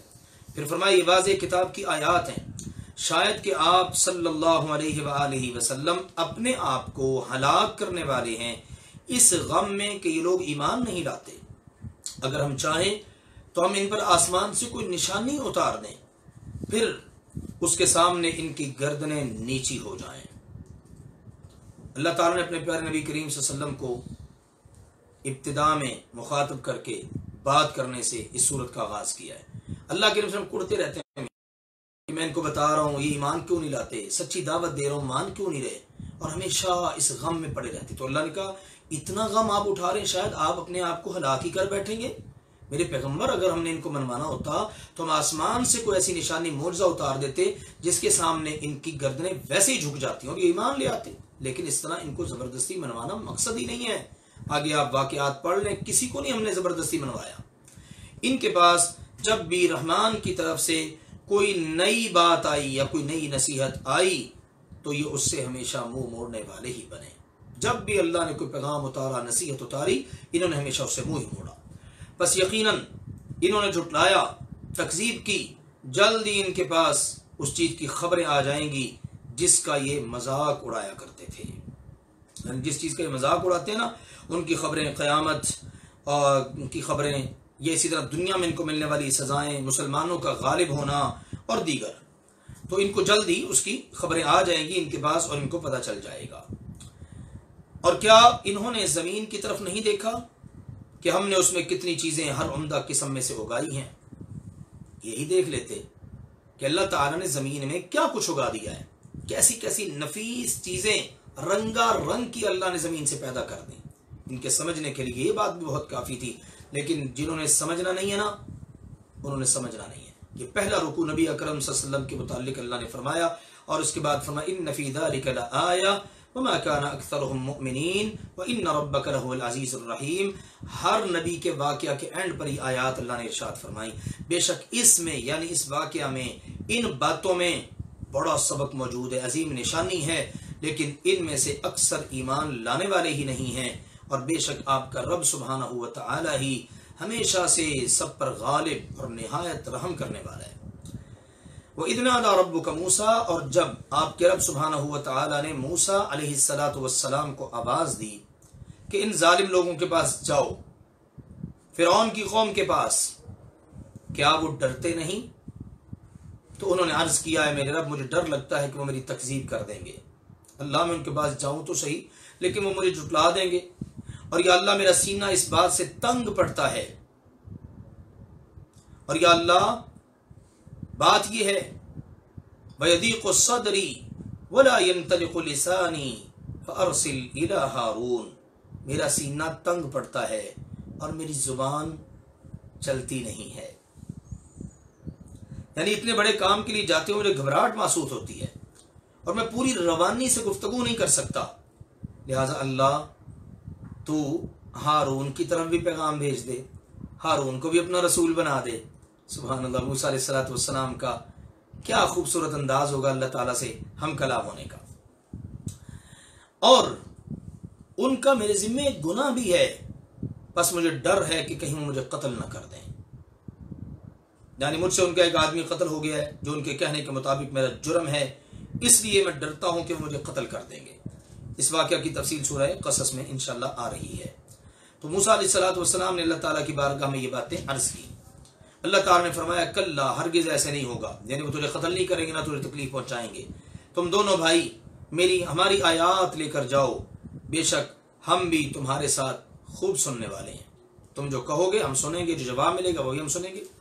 تم دونوں فرعون کے پاس جاؤ اور اس سے کہو بے شک ہم تمام جہانوں کے رب کے رسول ہیں، یہ کہ ہمارے ساتھ بنی اسرائیل کو بھیج دے، ان پر ظلم کرنا چھوڑ دے، ان کو آزاد کر دے۔ تو اس نے کہا کیا ہم نے تجھے اپنے اندر رکھ کر، اپنے پاس رکھ کر اس حال میں نہیں پالا کہ تو بچہ تھا، اور تو نے ہمارے اندر اپنی عمر کے کئی سال گزارے۔ فرعون بولنے لگ گیا، موسیٰ علیہ السلام کو اپنے احسانات یاد دلانے لگ گیا کہ تو چھوٹا سا بچہ تھا، ہم نے تیری پرورش کی اپنے محل میں رکھ کے، اور تو نے اپنی زندگی کے کئی سال ہمارے درمیان گزارے ہیں، اور اس کے بعد تو نے اپنا وہ کام کیا جو تو نے کیا، تجھے پتہ ہی ہے کہ تو نے کیا کیا ہے، اور تو ناشکروں میں سے ہے۔ تو یوں فرعون نے موسیٰ علیہ السلام کی دعوت پر بات کرنے سے گریز کرتے ہوئے حکمرانوں کے عام ہتھ کنڈے استعمال کیے، جن میں سے پہلا ہتھ کنڈا ان کی پرورش کا احسان جتا کر شرمندہ کرنا تھا، تو وہ بات اس نے کی۔ پھر اس کے بعد ان کی عمر کے کئی گزرے ہوئے سال اس کے محل میں وہ یاد دلائے۔ پھر اس کے بعد انہیں مجرم ثابت کر کے سزا سے خوف زدہ کرنا چاہا، چنانچہ اس نے کہا تو نے اپنا وہ کام کیا جو تو نے کیا، اور تو ناشکروں میں سے، یعنی ہمارے اتنے احسانات کے باوجود تو نے ہمارے ایک آدمی کو قتل کر دیا، یہ تیری طرف سے احسان فراموشی تھی۔ بہرحال اس نے یہ باتیں کی تو موسیٰ علیہ السلام نے جواب میں کہا میں نے اس وقت وہ کام اس حال میں کیا کہ میں خطا کاروں سے تھا۔ یہ جو لفظ دلالت ہے نا، ضالین، گمراہوں میں سے، اللہ کے نبیوں کے بارے میں یہ مختلف الفاظ استعمال ہوتے ہیں، تو یہاں پر جو ضلالت ہے نا، یہ عربی زبان میں ناواقفیت، نادانی، خطا اور بھول وغیرہ کے معنی میں بھی آتا ہے۔ تو یہاں پر موسیٰ علیہ السلام نے اس کے استان کا سب سے پہلے اس کو جواب دیا، جس میں وہ نے مجرم ثابت کرنا چاہ رہا تھا۔ تو چنانچہ انہوں نے دھمکی کا جواب کسی خوف کے بغیر نہایت دلیری سے دیا کہ ہاں وہ کام میں نے کیا ہے، مگر وہ کام میں نے جان بوجھ کر نہیں کیا، میرا قتل کرنے کا کوئی ارادہ نہیں تھا، وہ نادانستہ طور پر، نہ چاہتے ہوئے ہو گیا، میں نے گھونسا یا مکہ اس لیے نہیں مارا تھا کہ بندہ مارنا ہے، میں نے صرف نصیحت کے طور پر ایسا کیا تھا، لیکن وہ کام ہو گیا بہرحال۔ پھر میں تم سے بھاگ گیا، جب میں تم سے ڈرا تو میرے رب نے مجھے حکم عطا کیا اور مجھے رسولوں میں سے بنا دیا۔ میں تم سے ڈر گیا، ڈر کر میں یہاں سے نکل گیا اور میں جناب چلا گیا۔ اب یہ ہے کہ میرے رب نے مجھے نبوت و رسالت دی ہے، میں وہ نبوت و رسالت پا کر اب تمہارے پاس ایک نبی رسول بن کر آیا ہوں۔ اور یہ کوئی احسان ہے جو تو مجھ پر جتلا رہا ہے کہ تو نے بنی اسرائیل کو غلام بنا رکھا ہے؟ تو مجھ پر اپنے احسانات کا ذکر کر رہا ہے، اور میری جو قوم تو نے اتنے عرصے سے غلام بنا رکھی ہے، ان کے بچوں کو تو ذبح کرتا رہا، عورتوں کو تو نے زندہ رکھا، کیا تیرا میرے اوپر احسان ہے؟ سبحان اللہ، کس دلیری کے ساتھ اس کو جواب دیا۔ فرعون نے کہا چلو اچھا چھوڑو باتیں، اب یہ بتاؤ جو تم یہ کہہ رہے ہو رب العالمین کی طرف سے رسول بن کے آئے ہو، تو چلو یہ بتاؤ کہ رب العالمین کیا چیز ہے؟ اب ان سارے احسانات کی ایک جھلک دکھا دی نا موسیٰ علیہ السلام، تو یہ تیرے احسانات ہیں؟ میری ساری قوم کو تو نے اپنا اتنے عرصے سے مدتوں سے غلام بنا رکھا ہے۔ اب اس سے بات کا جواب نہیں بن پایا، اس نے پینترا بدلا تو کہنے لگا اچھا بتاؤ رب العالمین کون ہے؟ لوگ موسیٰ علیہ السلام کو موقع مل گیا، فرمانے لگے آسمانوں کا رب، زمین کا رب، اور جو کچھ ان دونوں کے درمیان ہے، پوری کائنات سب کا رب، اگر تم واقعی یقین کرنے والے ہو۔ لو جی، اس ایک جملے میں کرایا گیا تعارف، اس سے فرعون کی کیفیت و حالت کیا ہوئی؟ کہنے لگا ان سے جو اس کے ارد گرد لوگ بیٹھے ہوئے تھے، وزیر مشیر پورا دربار بھرا ہوا ہے، کہنے لگا کیا تم سن نہیں رہے؟ او بھائی سنو، غور کرو، خبردار، سارے کے سارے غور سے سنو، تم سن نہیں رہے غور سے ہی کیا کہہ رہا موسیٰ؟ موسیٰ علیہ السلام نے اس کے توجہ دلانے پر اب سارے لوگ مزید متوجہ ہو گئے، مزید تعارف کرواتے ہوئے کہا تمہارا بھی رب اور تمہارے پہلے گزرے ہوئے تمام تمہارے آباء و اجداد کا بھی رب وہی ہے۔ فرمایا اللہ ذوالجلال والاکرام نے یہ بات سن کر فرعون اب کہنے لگا یقیناً تمہارا یہ پیغمبر جو تمہاری طرف بھیجا گیا ہے ضرور پاگل ہے، معاذ اللہ ثم معاذ اللہ۔ اب وہ اپنی جو ہے نا اوقات میں کہنے نہیں نہ رہا، آپ سے باہر ہو رہا ہے، غصے میں آ رہا ہے کہ مجھے رب نہیں مانتا اور یوں رب کا تعارف کروا رہا ہے، کون سا اس کا رب ہے؟ لگتا ہے کہ جو تمہاری طرف بھیجا گیا ہے نا یہ معاذ اللہ پاگل ہے۔ موسیٰ علیہ السلام رکے نہیں، مزید اگلا تعارف پیش کیا، فرمانے لگے مشرق کا رب، مغرب کا رب، اور جو ان کے درمیان میں ہے، مشرق سے مغرب کے درمیان میں، اس سب کا رب، اگر تم عقل سے کام لو۔ اب تو فرعون بالکل ہی غصے سے لال پیلا، کہنے لگا اگر تو نے میرے علاوہ کسی اور کو الہ سمجھا اور پکڑا تو ضرور بالضرور میں تجھے جیل میں ڈال دوں گا۔ موسیٰ علیہ السلام فرمانے لگے کیا اگرچہ میں تیرے پاس کوئی کھلی واضح دلیل پیش کروں تب بھی؟ اس نے کہا لیا، اگر کوئی تیرے پاس دلیل ہے، اگر تو سچوں میں سے ہے تو لا اپنی دلیل۔ چنانچہ موسیٰ علیہ السلام نے اپنی لاٹھی پھینک دی، اسی وقت وہ واضح طور پر کھلم کھلا اژدہا بن گیا، سانپ دوڑتا ہوا۔ چنانچہ موسیٰ علیہ السلام نے اپنا ہاتھ اپنے پہلو سے جدا کیا، نکالا، تو اسی وقت وہ دیکھنے والوں کے لیے چمکتا ہوا روشن بن گیا۔ تو اس نے اپنے ارد گرد بیٹھے ہوئے سرداروں سے کہا، فرعون نے، کہ بے شک یہ تو ماہر جادوگر ہے، لگتا ہے یہ بڑا ماہر جادوگر ہے جس نے دیکھتے ہی دیکھتے دو ایسے زبردست کرشمے دکھا دیے کہ حیران کر دیا ہے۔ جو چاہتا ہے کہ اپنے جادو کے ساتھ تمہیں تمہاری سرزمین سے نکال دے تو اب تم مشورہ دو، تم کیا کہتے ہو؟ اس کا پروگرام بڑا خطرناک ہے، تمہیں تمہاری زمین سے اپنے جادو کے بلبوتے پر نکالنا چاہتا ہے۔ تو اب سرداروں نے کہا اسے اور اس کے بھائی کو ڈھیل دے دے، مؤخر کر دے، تھوڑا سا وقت دے دے، مہلت دے دے، اور تمام شہروں میں جمع کرنے والے بھیج دے، پوری اپنی سلطنت میں شہروں کے اندر لوگ بھیج دے، اور وہ جا کر لوگوں کو اکٹھا کریں، جادوگروں کو جمع کریں کہ وہ تیرے پاس ہر بڑے جادوگر کو لے آئیں جو اس فن کا بہت ماہر ہو۔ چنانچہ اللہ ذوالجلال والاکرام نے فرمایا تو جادوگر ایک مقرر دن کے طے شدہ وقت کے لیے جمع کر لیے گئے۔ وہ جیسا کہ پیچھے ہم نے سورہ طٰہٰ میں پڑھا، چاشت کے وقت میں سارے کے سارے جمع کر لیے گئے، اور لوگوں سے کہا گیا کیا تم بھی جمع ہونے والے ہو؟ یعنی سارے لوگ بھی جمع ہو جائیں، جو آنا چاہتا ہے آ جائے۔ بہت بڑی تعداد میں لوگ جمع ہو گئے۔ تو اس نے ساتھ یہ کہا، جمع کرنے والوں نے یہ کہا شاید ہم ان جادوگروں کے پیروکار بن جائیں اگر وہ غالب آ جائیں، اگر جادوگر جیت گئے نا تو پھر ہم سارے جادوگروں کے پیروکار بن جائیں گے۔ چنانچہ اللہ نے فرمایا پھر جب جادوگر آ گئے تو وہ فرعون سے کہنے لگے کہ اگر ہم غالب آ جائیں تو کیا ہمیں اجرت ملے گی، صلہ ملے گا، کوئی وظیفہ، کوئی ہمارے لیے کوئی اجر ملے گا نا؟ اس نے کہا ہاں ہاں بالکل یقیناً ملے گا، اور بے شک تم اس وقت ہمارے مقربین میں سے ہو جاؤ گے۔ صرف تمہیں اس کا انعام ہی نہیں ملے گا، اجر وظیفہ صلہ ہی نہیں ملے گا، بلکہ مزید یہ ہوگا کہ تم ہمارے قریب ہو جاؤ گے، شاہی محل میں رہنے والے بن جاؤ گے، ہمارے وزیر اور مشیر بن جاؤ گے۔ لو جی، ان جادوگروں سے موسیٰ علیہ السلام نے فرمایا اچھا بھی پھینکو جو تم نے پھینکنا ہے۔ چنانچہ انہوں نے اپنی رسیاں اور اپنی لاٹھیاں پھینک دیں اور انہوں نے کہا فرعون کی عزت کی قسم یقیناً ہم غالب آنے والے ہیں۔ کیا عجیب منظر ہوگا۔ بہرحال موسیٰ علیہ السلام نے اپنی لاٹھی پھینک دی، اللہ کا حکم آیا، جیسے دیگر مقامات پر اللہ نے وحی کی، موسیٰ علیہ السلام نے لاٹھی پھینکی اور اسی وقت وہ لاٹھی اس سب کو نگلنے لگی جو وہ جادوگر گھڑ رہے تھے۔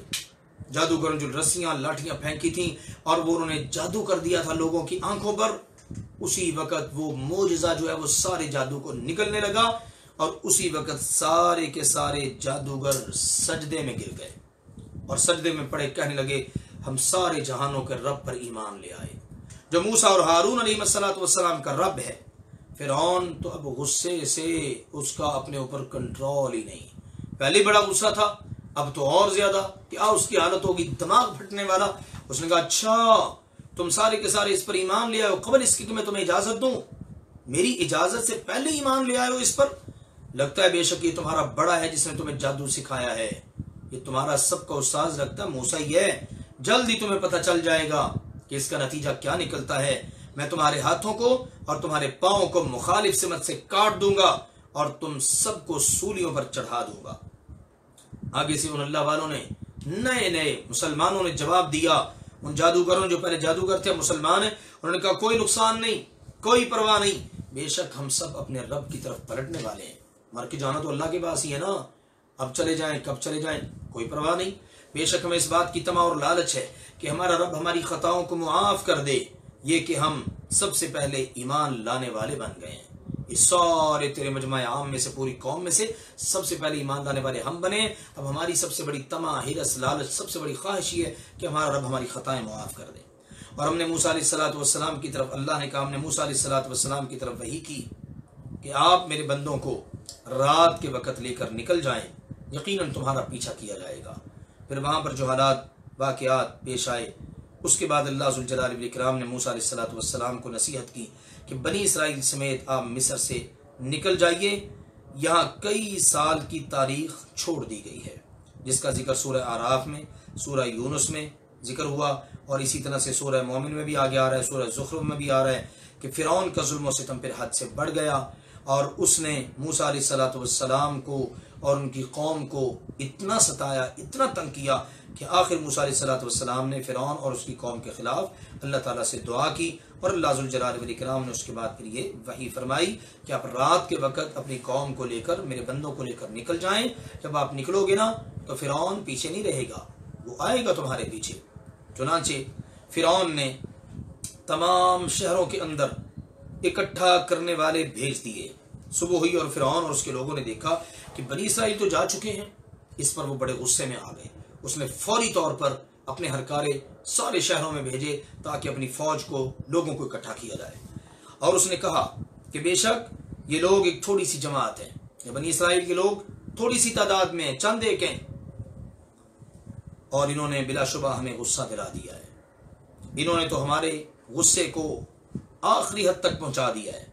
اندازہ کریں کہ پہلے غصے کو بند نہیں پایا، اتنا ظلم و ستم کیا، سب کچھ، اب وہ علاقہ ہی چھوڑ کر چلے گئے تبھی ان کا پیچھا چھوڑ دیں؟ نہیں، انہوں نے ہمیں غصہ دلا دیا ہے، یہ ہمارے ہاتھوں سے نکل کر باہر چلے گئے، ان کی یہ جرت کہ ہماری غلامی سے خود بخود نکل جائیں، تو لہٰذا اس نے کہا کہ انہوں نے ہمیں بڑا غصہ دلا دیا ہے، اور یقیناً ہم سب چوکنے رہنے والے ہیں، ہمیں سب خبر ہے کدھر گئے ہیں، کب نکل گئے ہیں، ہم نے پورا دھیان رکھا ہے۔ چنانچہ اللہ ذوالجلال والاکرام نے فرمایا تو ہم نے انہیں باغوں اور چشموں سے نکال دیا، اللہ تعالیٰ وہاں سے ان کو نکال لایا، اور خزانوں سے اور عمدہ جگہوں سے ایسے ہی ہوا، اور ہم نے پھر اس کا وارث بنی اسرائیل کو بنا دیا۔ دیگر مقامات پر اللہ تعالیٰ نے یہ واقعات ذکر کیے ہیں۔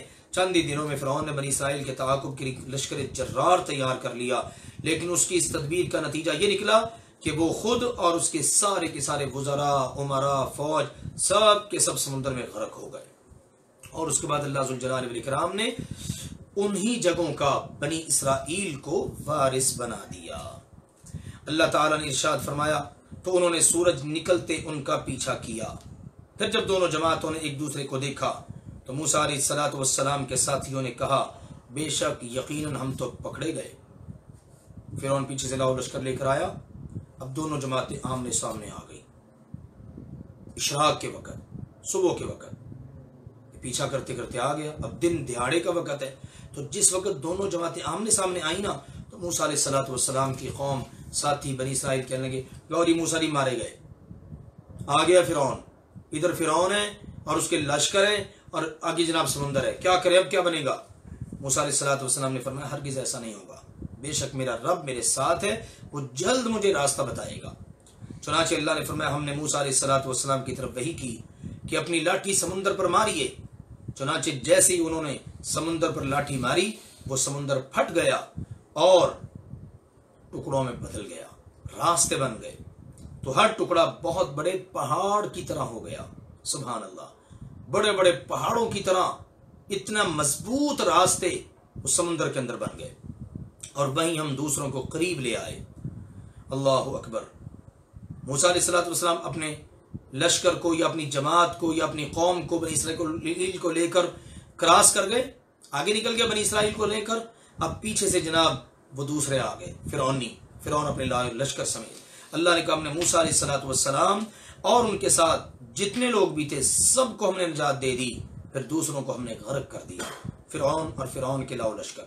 بے شک اس واقعہ میں بہت سا سبق موجود ہے، لیکن ان میں سے اکثر لوگ ایمان ہی نہیں لانے والے، اور بے شک آپ کا رب بھی ہمیشہ سے پوری طرح غالب، بے انتہا رحم کرنے والا ہے۔ اور ان کے سامنے ابراہیم علیہ الصلوۃ والسلام کی خبر بھی پڑھ دیجئے۔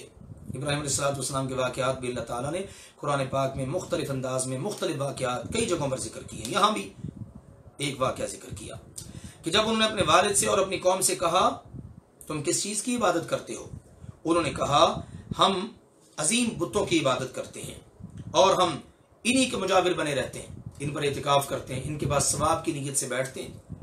ابراہیم علیہ الصلوۃ والسلام نے فرمایا کیا وہ تمہیں سنتے ہیں جب تم پکارتے ہو، یا تمہیں فائدہ دیتے ہیں یا نقصان پہنچاتے ہیں؟ انہوں نے کہا ایسی تو کوئی بات نہیں، بلکہ ہم نے اپنے باپ دادا کو ایسا ہی کرتے ہوئے پایا ہے، وہ ایسے کیا کرتے تھے، ہم بھی کر رہے ہیں جناب۔ کبھی انہوں نے ہماری بات سنی نہیں، کبھی جواب نہیں دیا، نفع نقصان کوئی معاملہ نہیں ایسا، لیکن بات صرف یہ ہے کہ ہم نے اپنے بڑوں کو ایسا ہی کرتے ہوئے پایا ہے، ہم بھی ایسے ہی کر رہے ہیں۔ فرمایا تو کیا تم نے دیکھا کہ جن کو تم پوجتے ہو، جن کی تم عبادت کرتے ہو، تم اور تمہارے پہلے باپ دادا، سو بلا شبہ وہ سارے کے سارے میرے دشمن ہیں سوائے رب العالمین کے۔ یہ تمہارے جھوٹے معبود جن کی تم عبادت کرتے ہو، تمہارے آبا و اجداد، دیکھ لو، توجہ کرو، یہ سارے کے سارے میرے دشمن ہیں، میرا دوست صرف رب العالمین ہے، ساری جہانوں کا رب، میری دوستی بس اسی کے ساتھ ہے۔ کون ہے میرا رب؟ وہ جس نے مجھے پیدا کیا، پھر وہی مجھے راستہ دکھاتا ہے، زندگی کے اندر ہر قدم پر رہنمائی کرتا ہے، اور وہی ہے جو مجھے کھلاتا ہے، اور وہی ہے جو مجھے پلاتا ہے، اور وہی ہے کہ جب میں بیمار ہوتا ہوں تو مجھے شفا دیتا ہے، اور وہی ہے جو مجھے موت دے گا پھر مجھے زندہ کرے گا۔ اللہ تعالیٰ کا تعارف دیکھ لیجئے، یہ ہے عقیدہ توحید، سب کام کرنے والا صرف اللہ ہے۔ اس سے معلوم ہوا ابراہیم علیہ الصلوۃ والسلام بھی نہ مختار کل، نہ مشکل کشا، نہ ہمیشہ زندہ رہنے والے، اپنے لیے وہ موت کا لفظ استعمال کر رہے ہیں، تو کیا یہ ان کے شان میں گستاخی ہے؟ نبی رسول کے لیے موت کا لفظ استعمال کرنا کبھی گستاخی نہیں، اگر گستاخی ہوتا تو قرآن میں کبھی یہ لفظ استعمال نہ ہوتا۔ اور نبی بھی بیمار ہوتے ہیں، رسول بھی بیمار ہوتے ہیں، جو خود بیمار ہو جاتا ہے وہ مشکل کشا، حاجت روا نہیں ہوتا۔ اس لیے ان عقیدوں کو درست کرنے کی ضرورت ہے۔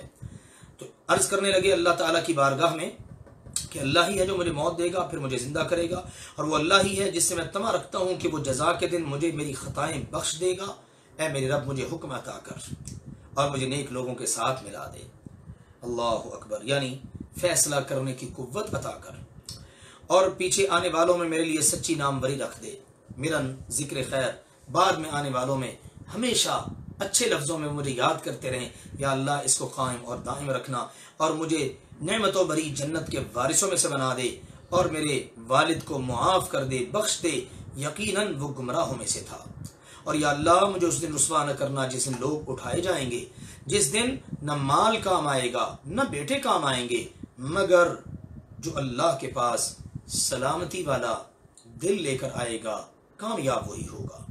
یہ چیزیں کسی کو فائدہ نہیں دیں گی. کتنی خوبصورت دعائیں ہیں سیدنا ابراہیم علیہ السلام کی.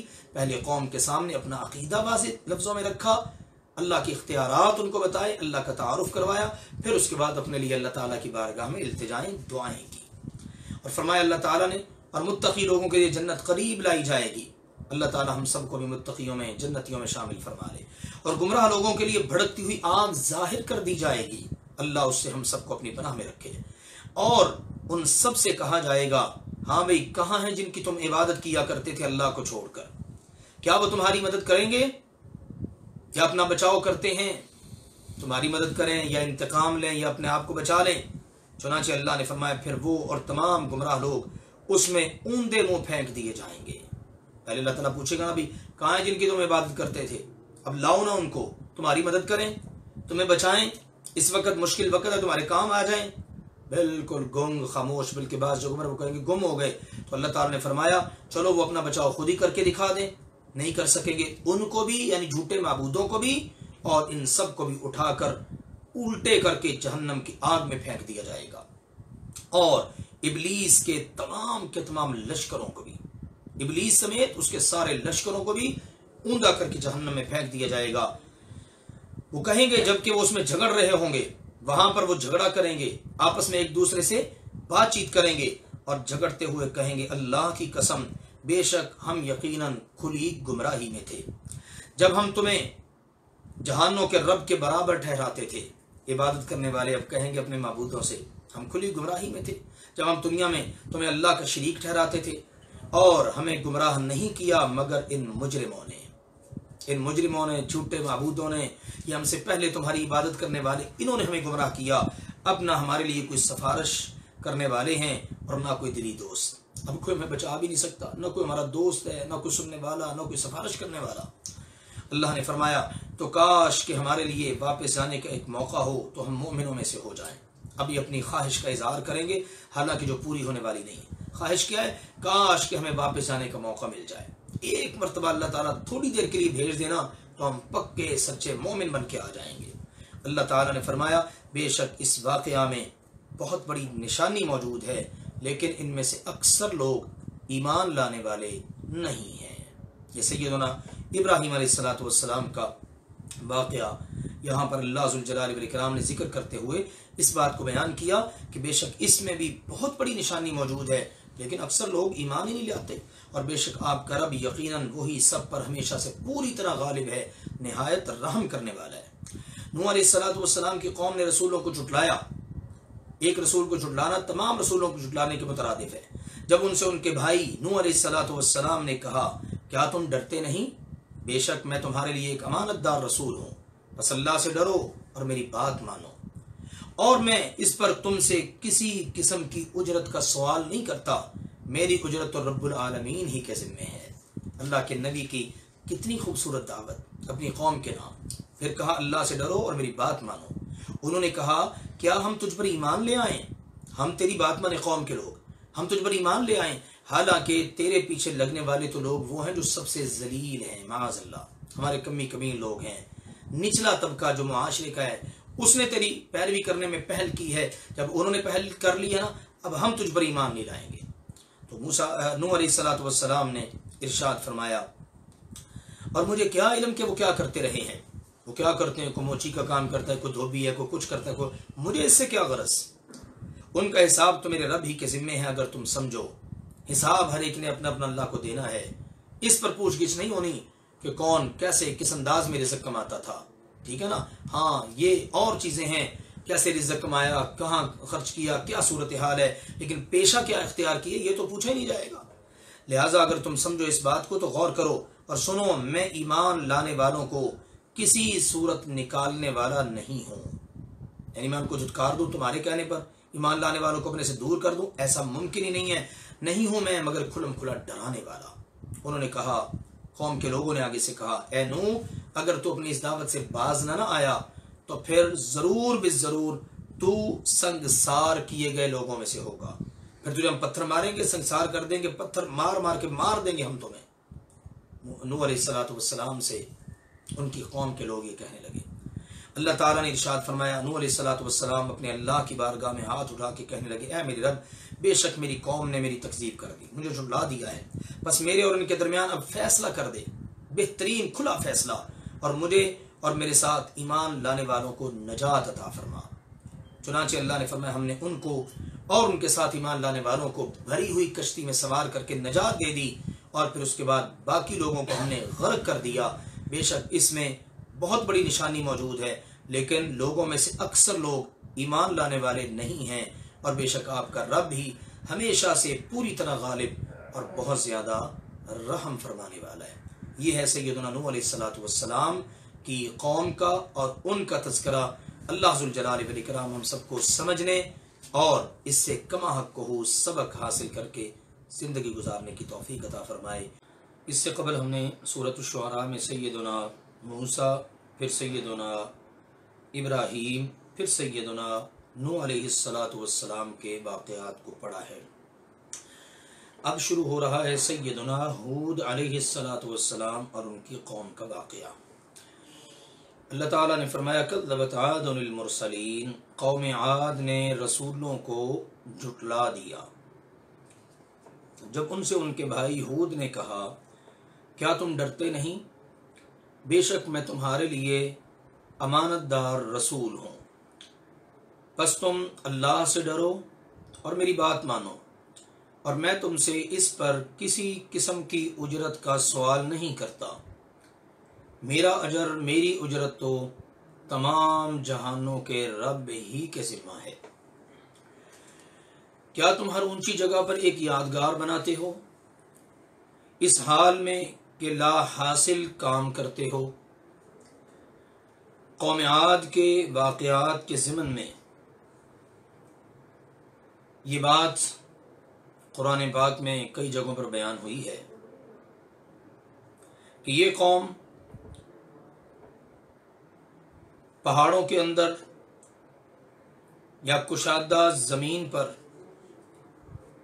بڑے عالی شان محلات اور عمارتیں تعمیر کیا کرتے تھے، اور اپنی طاقت، قوت اور دولت کی فراوانی کا اظہار کرتے،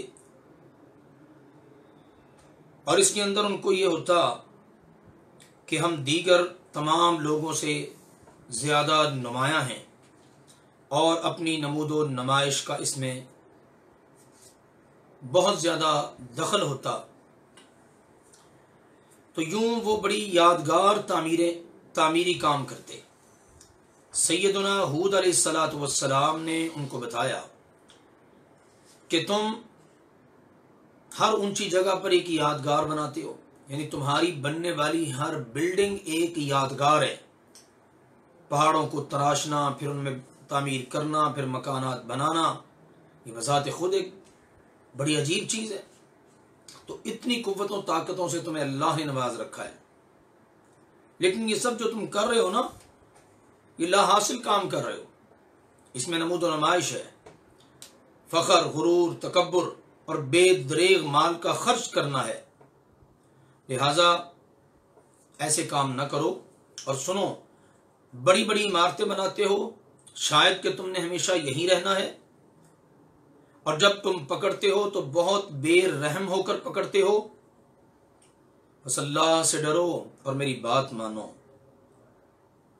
یعنی دوسرے قوم نے یہ بتایا، تم بڑے بڑے قلعے اور بڑے مضبوط محلات اور زمین دوز نہریں بناتے ہو، یہ بھی تمہاری ایک کاریگری ہے۔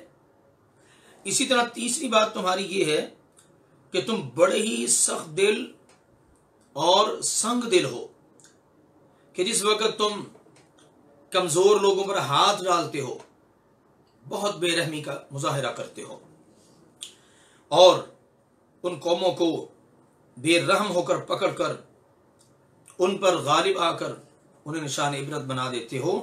लिहाजा ये तुम्हारे बड़े ख़तरनाक जराइम हैं। इन मामलात में अल्लाह से डरो और मेरी बात मान लो, अच्छे रहोगे। उससे डरो जिसने उन चीज़ों से तुम्हारी मदद की जिन्हें तुम जानते हो। उसने चौपायों और बेटों के साथ तुम्हारी मदद की, तुम्हें जानवर दिए, तुम्हें औलादें अता की और बागों और चश्मों के साथ। ये सब नेमतें अल्लाह ने तुम्हें अता की हैं।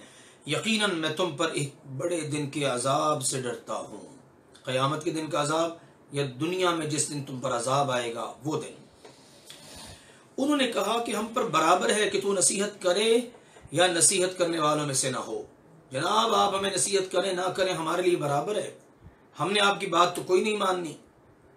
ये तो पहले लोगों की आदत चली आ रही है, डराना, खबरदार करना, किसने पकड़ना है। यूं उन्होंने कहकर सैयदना हूद अलैहिस्सलातु वस्सलाम की बात को झुठला दिया और कहने लगे हमें अजाब नहीं दिया जाएगा। चुनांचे उन्होंने सैयदना हूद अलैहिस्सलातु वस्सलाम की तकजीब कर दी। आप अंदाजा करें, हूद अलैहिस्सलातु वस्सलाम ने जराइम याद दिलाए, अल्लाह का तारुफ कराया, अल्लाह की बात बताई। जवाब उन्होंने इन लफ्जों में दिया। अल्लाह ताला ने फरमाया फिर हमने उनको हलाक कर दिया और अल्लाह की तरफ से उन पर आने वाला अजाब जिसके जरिए उन्हें फिर निशान इबरत बना दिया गया कि उनकी कुव्वतें, ताकतें अल्लाह के आगे उनकी कोई पेश न चली। ये इतनी बड़ी बड़ी इमारतें, महल्लात, ज़मीन दोज़ नहरें, जो कुछ भी उनके पास था उन्हें अल्लाह के अजाब से बचा न सकी। ये चीज़ें अल्लाह ने फरमाया बेशक इसमें बहुत बड़ी निशानी है, सबक है, लेकिन इनमें से अक्सर लोग ईमान लाने वाले नहीं हैं। और यकीनन आपका रब भी हमेशा से पूरी तरह गालिब, बहुत ज़्यादा रहम फरमाने वाला है। अगला वाक़या सालेह अलैहिस्सलातु वस्सलाम और उनकी कौम का। अल्लाह ने फरमाया कज़्ज़बत समूदुल मुरसलीन, कौम समूद ने भी रसूलों को झुठलाया जब उनसे उनके भाई सालेह अलैहिस्सलातु वस्सलाम ने कहा क्या तुम डरते नहीं, बेशक मैं तुम्हारे लिए अमानतदार रसूल हूँ, बस अल्लाह से डरो और मेरी बात मानो। मैं तुमसे इस काम पर किसी उजरत का सवाल नहीं करता, मेरी उजरत, मेरा अजर तमाम जहानों के रब ही के जिम्मा है। क्या तुम इन चीजों में जो यहां हैं बेखौफ छोड़ दिए जाओगे? ये जो तुम्हारे पास चीजें हैं यानी बागात और चश्मे और खेतियां और खजूरें कि जिनके खोशे नर्म नाजुक हैं, और तुम पहाड़ों से तराश कर घर बनाते हो इस हाल में कि खूब माहिर हो। क्या समझते हो ये चीजें हमेशा तुम्हारे पास रहेंगी और तुम हमेशा इन चीजों में रहोगे? ऐसा नहीं है। जिस अल्लाह ने ये चीजें दी हैं वो अल्लाह वापस भी ले सकता है। लिहाजा अल्लाह से डरो और मेरी बात मानो और हद से बढ़ने वालों का हुक्म न मानो। तुम में से जो हद से बढ़ने वाले तुम्हारे सरदार काफिर वडेरे तुम्हें हुक्म देते हैं उनकी बात न मानो। वो जो जमीन में फसाद मचाते हैं और इस्लाह नहीं करते। ये बातें सैयदना सालेह अलैहिस्सलातु वस्सलाम ने अपनी कौम के सामने पेश की। कौम का जवाब सुनिए, कहने लगे यकीनन तू तो उनमें से है जिन पर जबरदस्त जादू किया गया है। तुझ पर तो जादू हो गया बड़ा जबरदस्त, तू तो हमारे जैसा ही बशर है, इसके अलावा क्या है? हमारे जैसा तू बशर है और तू कह रहा मैं रसूल हूं। बस ले आ वो निशानी, वो मोजज़ा, वो अजाब जिसका तो हमसे कह रहा है अगर तू सच्चों में से है। तो सबसे पहले उनका तकाजा पूरा करते हुए उनको एक मोजज़ा दिखाया गया। उनका कोई निशानी रहा, कोई मोजज़ा दिखा। तो अल्लाह के नबी सालेह अलैहिस्सलातु वस्सलाम ने फरमाया ये ऊँटनी है, इसके लिए पानी पीने की एक बारी है और तुम्हारे लिए एक दिन मुकर्रर है, उसकी तुम्हारी बारी होगी। यानी 2 दिन मुकर्रर हैं, एक दिन ये ऊँटनी पिएगी पानी अकेली और अगले दिन पूरी की पूरी बस्ती के वासी, उनकी ऊँटनियाँ, जानवर जितने भी हैं वो सब पानी पिएंगे। एक एक दिन की बारी मुकर्रर होगी। और सुनो, इसे किसी बुरे इरादे से हाथ न लगाना वगरना तुम्हें एक बड़े दिन का अजाब आन पकड़ेगा। अल्लाह ताला की तरफ से इस ऊँटनी को एक मोजज़ा और एक निशानी करार दिया गया है। بعض صحابہ کرام رضوان اللہ علیہم اجمعین سے اس آیت کی تفسیر کے اندر بعض باتیں مروی ہیں، جیسے سیدنا ابو طفیل عامر بن واصلہ کی روایت ہے کہ صالح علیہ السلام نے انہیں فرمایا نکلو، تو ایک چٹان کی طرف نکلے۔ وہ چٹان اس طرح لرزی جس طرح حاملہ اونٹنی کو درد ذیل ہوتا ہے، پھر وہ پھٹی اور اس کے درمیان سے اونٹنی نکلی۔ تو صالح علیہ السلام نے ان سے اس وقت یہ بات کہی جو اللہ نے یہاں بیان کی ہے کہ هذه ناقۃ لها شرب ولکم شرب یوم معلوم ولا تمسوها بسوء فیأخذکم عذاب یوم عظیم۔ اللہ اکبر۔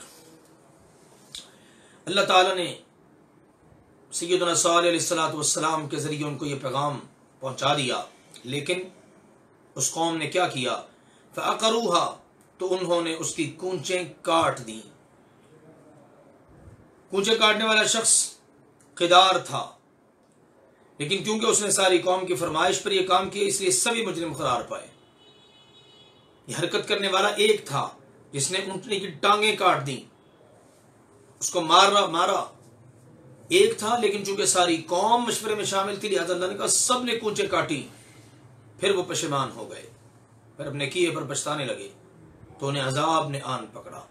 اللہ کی طرف سے عذاب آیا، اور پھر اللہ کے عذاب کے مقابلے میں ان کی کوئی پیش نہ چلی، یہ ساری چیزیں ان کے کام نہ آئیں۔ بے شک اس میں بھی بہت بڑا سبق اور عظیم نشانی موجود ہے، لیکن لوگوں میں سے اکثر لوگ ایمان ہی نہیں لاتے۔ اور بے شک آپ کا رب بھی ہمیشہ سے پوری طرح غالب، بہت رحم فرمانے والا ہے۔ لوط علیہ السلام اور ان کی قوم کا ذکر شروع ہو رہا ہے۔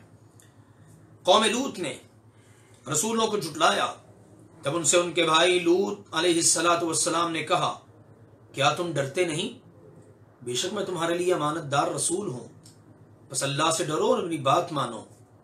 میں تم سے اس کام پر کسی اجرت کا سوال نہیں کرتا، میری اجرت، میرا اجر، میرا وظیفہ تمام جہانوں کے رب کے ذمے ہے جس کا میں کام کر رہا ہوں۔ کیا تم سارے جہانوں میں سے مردوں کے پاس آتے ہو؟ یعنی اپنی جنسی خواہش کی تکمیل کے لیے عورتوں کو چھوڑ کر مردوں کے پاس آتے ہو؟ یعنی دنیا بھر میں تم ہی ایسے لوگ ہو جو شہوت پوری کرنے کے لیے مردوں کے پاس جاتے ہو، تم سے پہلے کسی نے یہ خسیس حرکت نہیں کی، اور انہیں چھوڑ دیتے ہو جو تمہارے رب نے تمہارے لیے تمہاری بیویاں پیدا کی ہیں، جو فطری تعلق استوار کرنے کے لیے اللہ نے مخلوق پیدا کی ہے، اس کو تم چھوڑ دیتے ہو۔ بلکہ سنو، تم تو حد سے گزرنے والے ہو۔ اللہ اکبر۔ اب لوط علیہ السلام نے جب ان کے سامنے یہ بات رکھی کہ دیکھو تمہارے اندر ایک تو شرک جیسا جرم، دوسرا یہ کہ تمہاری جیسی یہ حرکت دنیا میں کسی نے نہیں کی، اب تم کر رہے ہو، بڑے تم حد سے گزرنے والے ہو۔ کہنے لگے آپ ہمیں زیادہ نہ باتیں کرو، نہ سناؤ، آپ اس کام سے باز آ جاؤ۔ اگر اے لوط آپ باز نہ آئے تو ضرور بے ضرور تم یہاں سے نکال دیے جاؤ گے، ہم تمہیں اپنی بستی سے نکال دیں گے۔ اللہ اکبر۔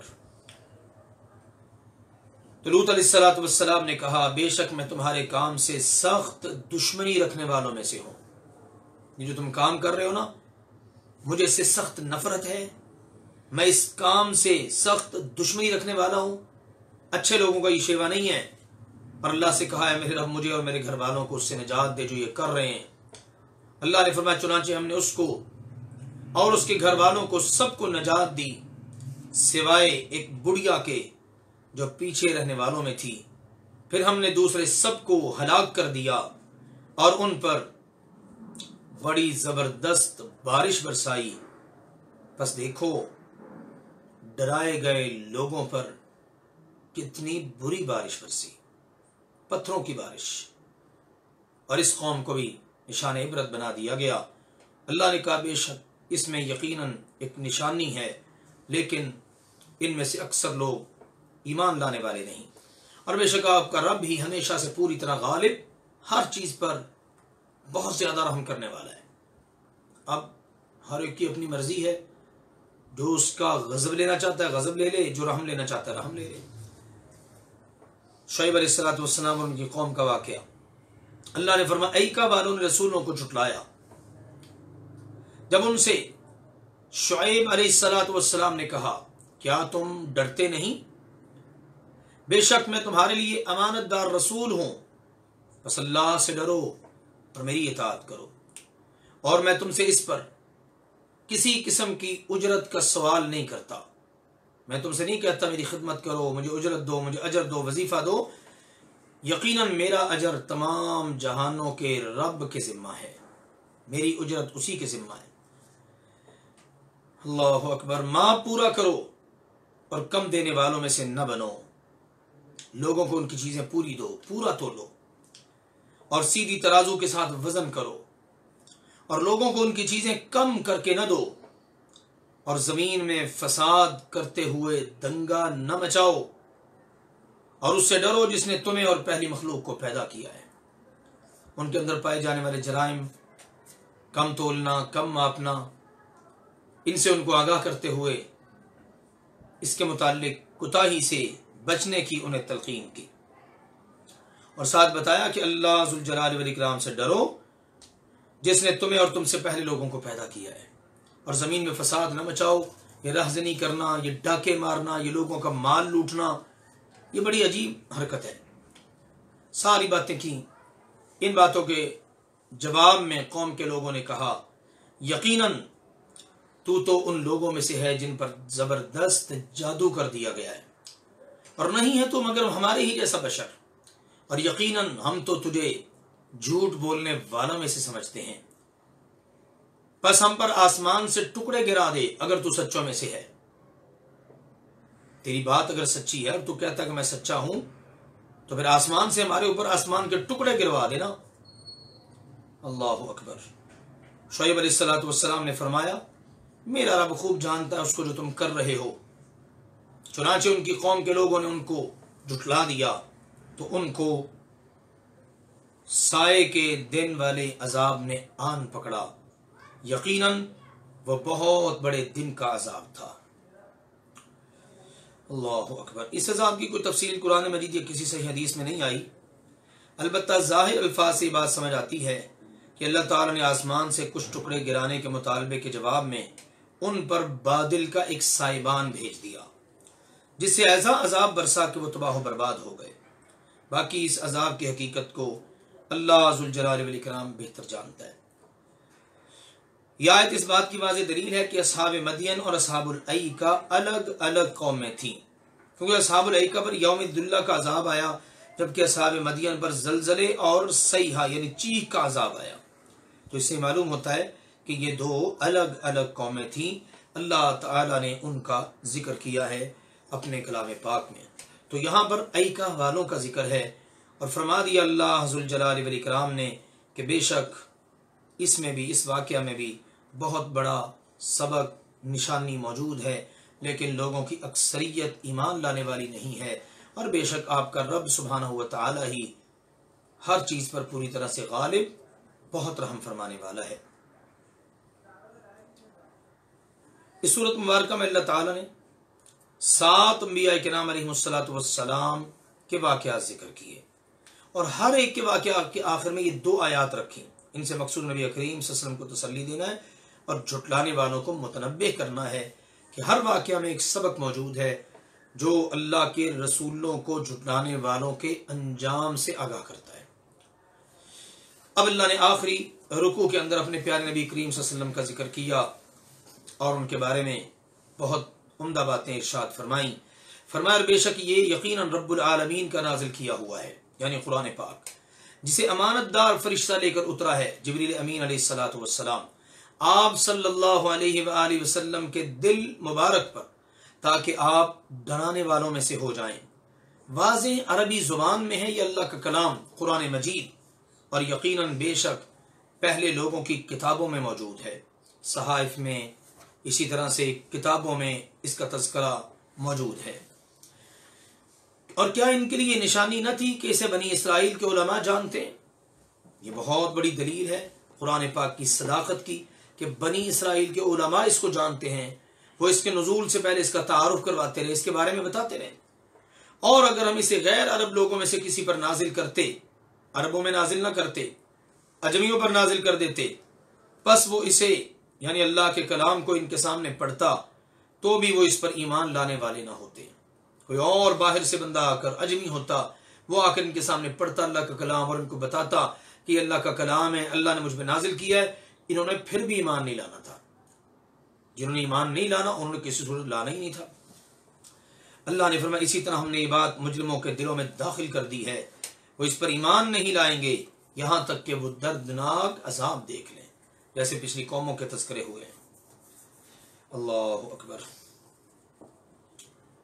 تو اللہ ذوالجلال والاکرام نے ان کے سامنے اس بات کو رکھا کہ جس طرح پہلی قومیں اپنے نبیوں کو جھٹلاتی رہیں، اسی طرح یہ قوم بھی جھٹلا رہی ہے. جس طرح پہلی قوموں پر عذاب آیا تو وہ مانی، ان پر بھی جو دردناک عذاب آئے گا تو انہوں نے ماننا ہے. سنو پس وہ ان پر اچانک آ پڑے اور ان کی وہم و گمان میں بھی نہ ہو، شعور میں بھی نہ ہو، تو وہ کہیں کیا ہمیں مہلت دی جاتی ہے؟ اس وقت کہیں گے ہمیں مہلت دے دی جائے. کیا ہمیں مہلت دی جاتی ہے؟ تو سنو کیا وہ ہمارے عذاب ہی جلدی مانگتے ہیں؟ بس کیا آپ نے دیکھا نہیں اگر ہم انہیں کئی سال فائدہ دے رہے ہیں. یعنی آپ غور کریں، آپ دیکھیں کہ وہ سال ہر سال سے زندگی گزارتے آ رہے ہیں، دنیا کا مال و متاع استعمال کرتے ہیں، دنیا کی ہر قسم کی نعمتیں ان کے پاس ہیں. اللہ اکبر. پھر ان کے پاس وہ چیز آ جائے جس کا ان سے وعدہ کیا جاتا ہے تو وہ فائدہ جو ان کو دیا جا رہا ہے وہ ان کے کس کام آئے گا.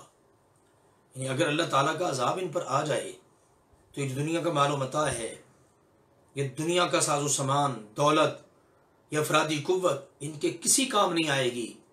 یقین نہیں آتا تو پیچھے جو واقعات بیان ہو چکے ہیں ان قوموں کے کہ جن کے پاس یہ چیزیں کئی گنا زیادہ تھیں، ان کے حالات و واقعات پڑھ لو. جب یہ دنیا کی چیزیں ان کے کسی کام نہیں آئیں تو تمہارے کس کام کی ہوں گی؟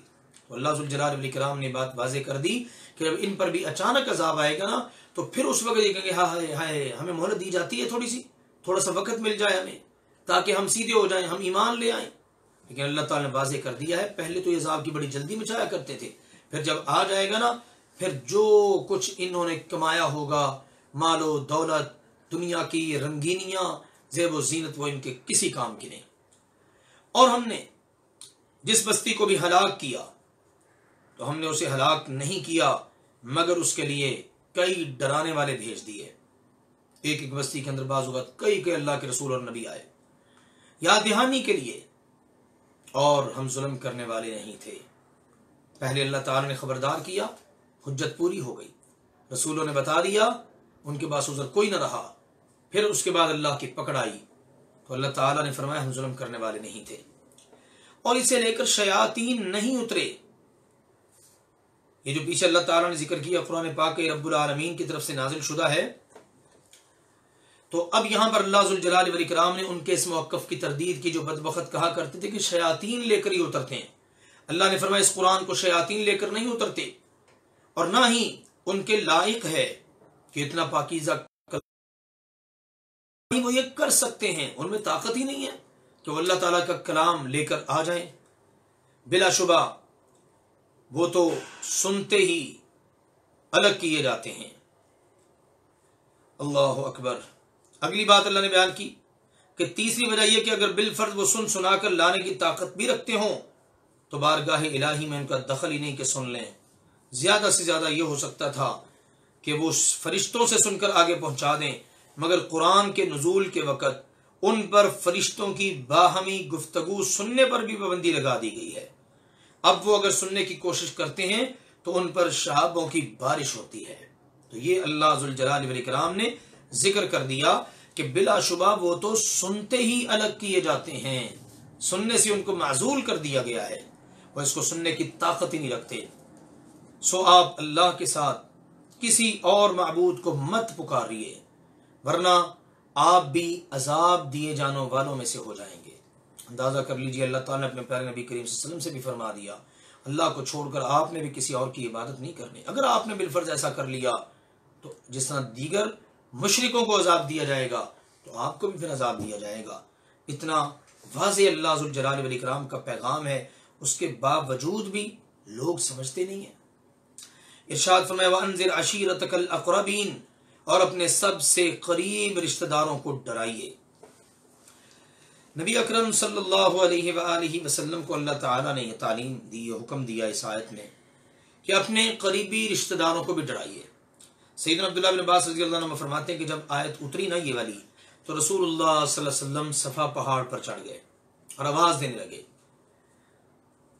یا بنی فہر، یا بنی عدی۔ آپ نے آوازیں دی، قریش کے مختلف قبائل کو آواز دی، مختلف قبیلوں کے نام لے لے کر، حتیٰ کہ وہ سارے کے سارے وہاں آپ کے پاس جمع ہو گئے۔ اگر کوئی آدمی خود نہیں نہ آ سکتا تھا، کسی وجہ سے چل نہیں سکتا، کوئی مسئلہ ہے، تو اس نے کسی دوسرے کو بھیج دیا کہ جاؤ سن کے آؤ کیا بات ہے، تاکہ وہ دیکھے کیا معاملہ ہے۔ غرض ابو لہب اور قریش سب آ گئے، تو آپ صلی اللہ علیہ وسلم نے فرمایا یہ بتاؤ کہ اگر میں تمہیں اطلاع دوں کہ اس وادی میں ایک لشکر تم پر حملہ آور ہونا چاہتا ہے تو کیا تم مجھے سچ مانو گے؟ انہوں نے کہا ہاں، ہم نے آپ پر سچ ہی کا تجربہ کیا ہے۔ آپ نے فرمایا پھر میں تمہیں ایک شدید عذاب سے پہلے ڈرانے والا ہوں۔ تو ابو لہب نے کہا تیرے لیے سارا دن ہلاکت ہو، کیا تو نے ہمیں اسی لیے جمع کیا ہے؟ اس پر اللہ تعالیٰ نے وہ صورت اتاری جو تبت یدا ابی لہب وتب صورت ہے، اللہ نے وہ نازل فرمائی۔ سیدنا ابو ہریرہ رضی اللہ تعالیٰ سے روایت ہے کہ نبی صلی اللہ علیہ وسلم نے فرمایا اے بنی عبد مناف، اپنی جانیں اللہ سے خرید لو۔ اے بنی عبد المطلب، اپنی جانیں اللہ سے خرید لو۔ اے زبیر بن عوام کی ماں اور رسول اللہ صلی اللہ علیہ وسلم کی پھوپھی صفیہ، اے فاطمہ بنت محمد، تم دونوں اپنی جانیں اللہ سے خرید لو۔ میں اللہ کے ہاں تمہارے لیے کچھ اختیار نہیں رکھتا، مجھ سے میرے مال میں سے جو چاہو مانگ لو، دنیا میں وہ دے دوں گا، لیکن قیامت کے دن تمہیں اللہ سے نہیں بچا سکوں گا۔ صحیح بخاری شریف میں 3527 نمبری حدیث ہے۔ اب اندازہ کر لیجئے جب اللہ کے نبی کریم صلی اللہ علیہ وسلم کسی کے کام نہیں آ سکتے تو کوئی اور کسی کے کام کیسے آ سکتا ہے؟ اللہ تعالیٰ نے فرمایا اپنے قریبی رشتہ داروں کو ڈرائیے اور اپنا بازو اس کے لیے جھکا دیجیے جو ایمان والوں میں سے آپ کے پیچھے چلے، جو آپ کا پیروکار بن جائے، اس کے ساتھ نرمی کیجیے، پیار محبت کیجیے۔ بس اگر یہ لوگ آپ کی نافرمانی کریں تو فرما دیجیے بھی بے شک میں تو اس سے بری ہوں جو تم کرتے ہو، اور اس سب پر غالب نہایت رحم کرنے والے یعنی اللہ پر بھروسہ کیجیے، جو آپ کو دیکھتا ہے اس وقت بھی جب آپ کھڑے ہوتے ہیں، اور سجدہ کرنے والوں میں آپ کے چلنے پھرنے کو بھی دیکھتا ہے، بے شک وہی سب کچھ سننے والا، سب کچھ جاننے والا ہے۔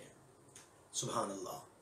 اللہ تعالیٰ نے یہ تعلیم دی اپنے پیارے نبی کریم صلی اللہ علیہ وسلم کو کہ فرما برداروں کے ساتھ یہ رویہ، نافرمانوں کے ساتھ یہ رویہ، اور آپ نے خود یہ کام کرنا ہے کہ آپ نے بھروسہ توکل اللہ پر کرنا ہے۔ کیا میں تمہیں بتاؤں شیاطین کس پر اترتے ہیں؟ اب جواب دیا جا رہا ہے ان کو جو نے کہا اس پر شیاطین اترتے ہیں معاذ اللہ، تو اب ان کو جواب دیا جا رہا ہے کیا میں تمہیں بتاؤں شیاطین کن پر اترتے ہیں؟ وہ ہر زبردست جھوٹے سخت گنہگار پر اترتے ہیں۔ سچے پر تو نہیں اترتے شیاطین، نیک پر نہیں اترتے شیاطین، کس پر اترتے ہیں؟ سخت جھوٹ بولنے والا اور بہت زیادہ گناہ کرنے والا۔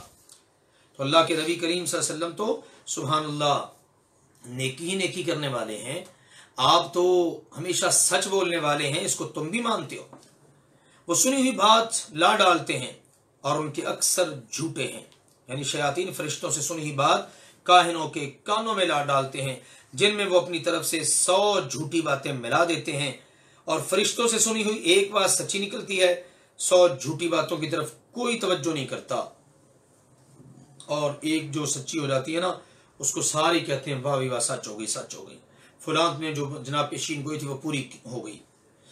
دوسری بات یہ ہے کہ افاکن اسیم کاہن شیاطین سے سنی ہوئی بات لوگوں کو بتاتے ہیں جن میں وہ مزید جھوٹ ملا دیتے ہیں، اور ان کے اکثر جھوٹ بول رہے ہوتے ہیں سوائے اس ایک بات کے جو شیاطین نے چرا کر ان تک پہنچائی ہوتی ہے۔ تو اللہ ذوالجلال والاکرام نے اس بات کو واضح کیا، نبی کریم صلی اللہ علیہ وسلم نے فرمایا فرشتے بادل میں اترتے ہیں اور اس کام کا ذکر کرتے ہیں جس کا آسمان میں فیصلہ کیا گیا ہوتا ہے، تو شیطان چوری سے اس کی طرف کان لگاتے ہیں اور اسے سن لیتے ہیں اور کاہنوں کے دلوں میں پہنچا دیتے ہیں، اور وہ اس کے ساتھ اپنی طرف سے 100 جھوٹ ملا کر لوگوں کے سامنے پیش کر دیتے ہیں۔ یہ حقیقت ہے جناب کاہنوں کی جو قرآن و حدیث میں بیان کی گئی۔ اللہ نے فرمایا اور شاعر لوگ ان کے پیچھے گمراہ لوگ لگتے ہیں. شاعر، کفار مکہ رسول اللہ صلی اللہ علیہ وسلم پر کاہن کے علاوہ شاعر ہونے کا بھی الزام لگاتے ہیں. اس لیے آپ سے کہانت کی نفی کے بعد اب اللہ تعالیٰ نے شاعر ہونے کی نفی بھی کر دی. ٹھیک ہے، اور بتا دیا کہ نبی اکرم صلی اللہ علیہ وآلہ وسلم کوئی شاعر نہیں ہے. شعراء کی پہلی خصوصیت یہ ہے کہ شعراء کے پیچھے گمراہ، بھٹکے ہوئے اور اوباش قسم کے لوگ لگتے ہیں، وہ ان کے پیچھے چلتے ہیں ہمیشہ. کہ آپ نے دیکھا نہیں کہ وہ ہر وادی میں سر مارتے پھرتے ہیں؟ یہ ان کی دوسری صفت بیان ہو رہی ہے. ہر جگہ سر ٹکرائیں گے، ہر موضوع پر بات کریں، یہ کہ وہ کہتے ہیں جو وہ کرتے نہیں. یہ شعراء کی تیسری خصوصیت ہے کہ جو کچھ وہ کرتے ہیں وہ کہتے نہیں، اور جو کہتے ہیں وہ کرتے نہیں. یہ ان کی اللہ ذوالجلال والاکرام نے مذمت میں یہ باتیں بیان فرمائی ہیں. مگر وہ لوگ جو ایمان لائے، یعنی ایمان لانے والے ایسا نہیں کرتے. ایمان لانے والوں کی جو صفات ہی سبحان اللہ اور طرح کی ہیں، کیونکہ شعراء صحابہ کرام رضوان اللہ علیہم اجمعین نے کے اندر بھی تھے. کافروں کے شعراء کی بات تو اللہ نے پیچھے کر دی. اب مسلمان شعراء کی بات کی ہے. جو مسلمان توحید کی باتیں کریں، ان کے اندر یہ صفات ہوتی ہیں.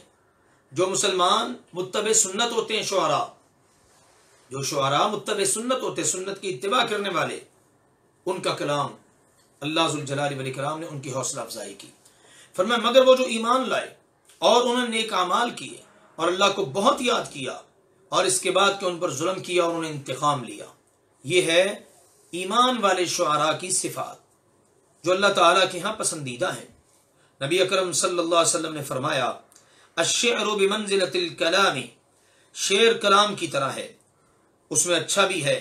جو اچھا کلام ہے وہ اچھے کلام کی طرح ہے، اور اس میں برا بھی ہے، اور جو برا ہے وہ برے کلام کی طرح ہے.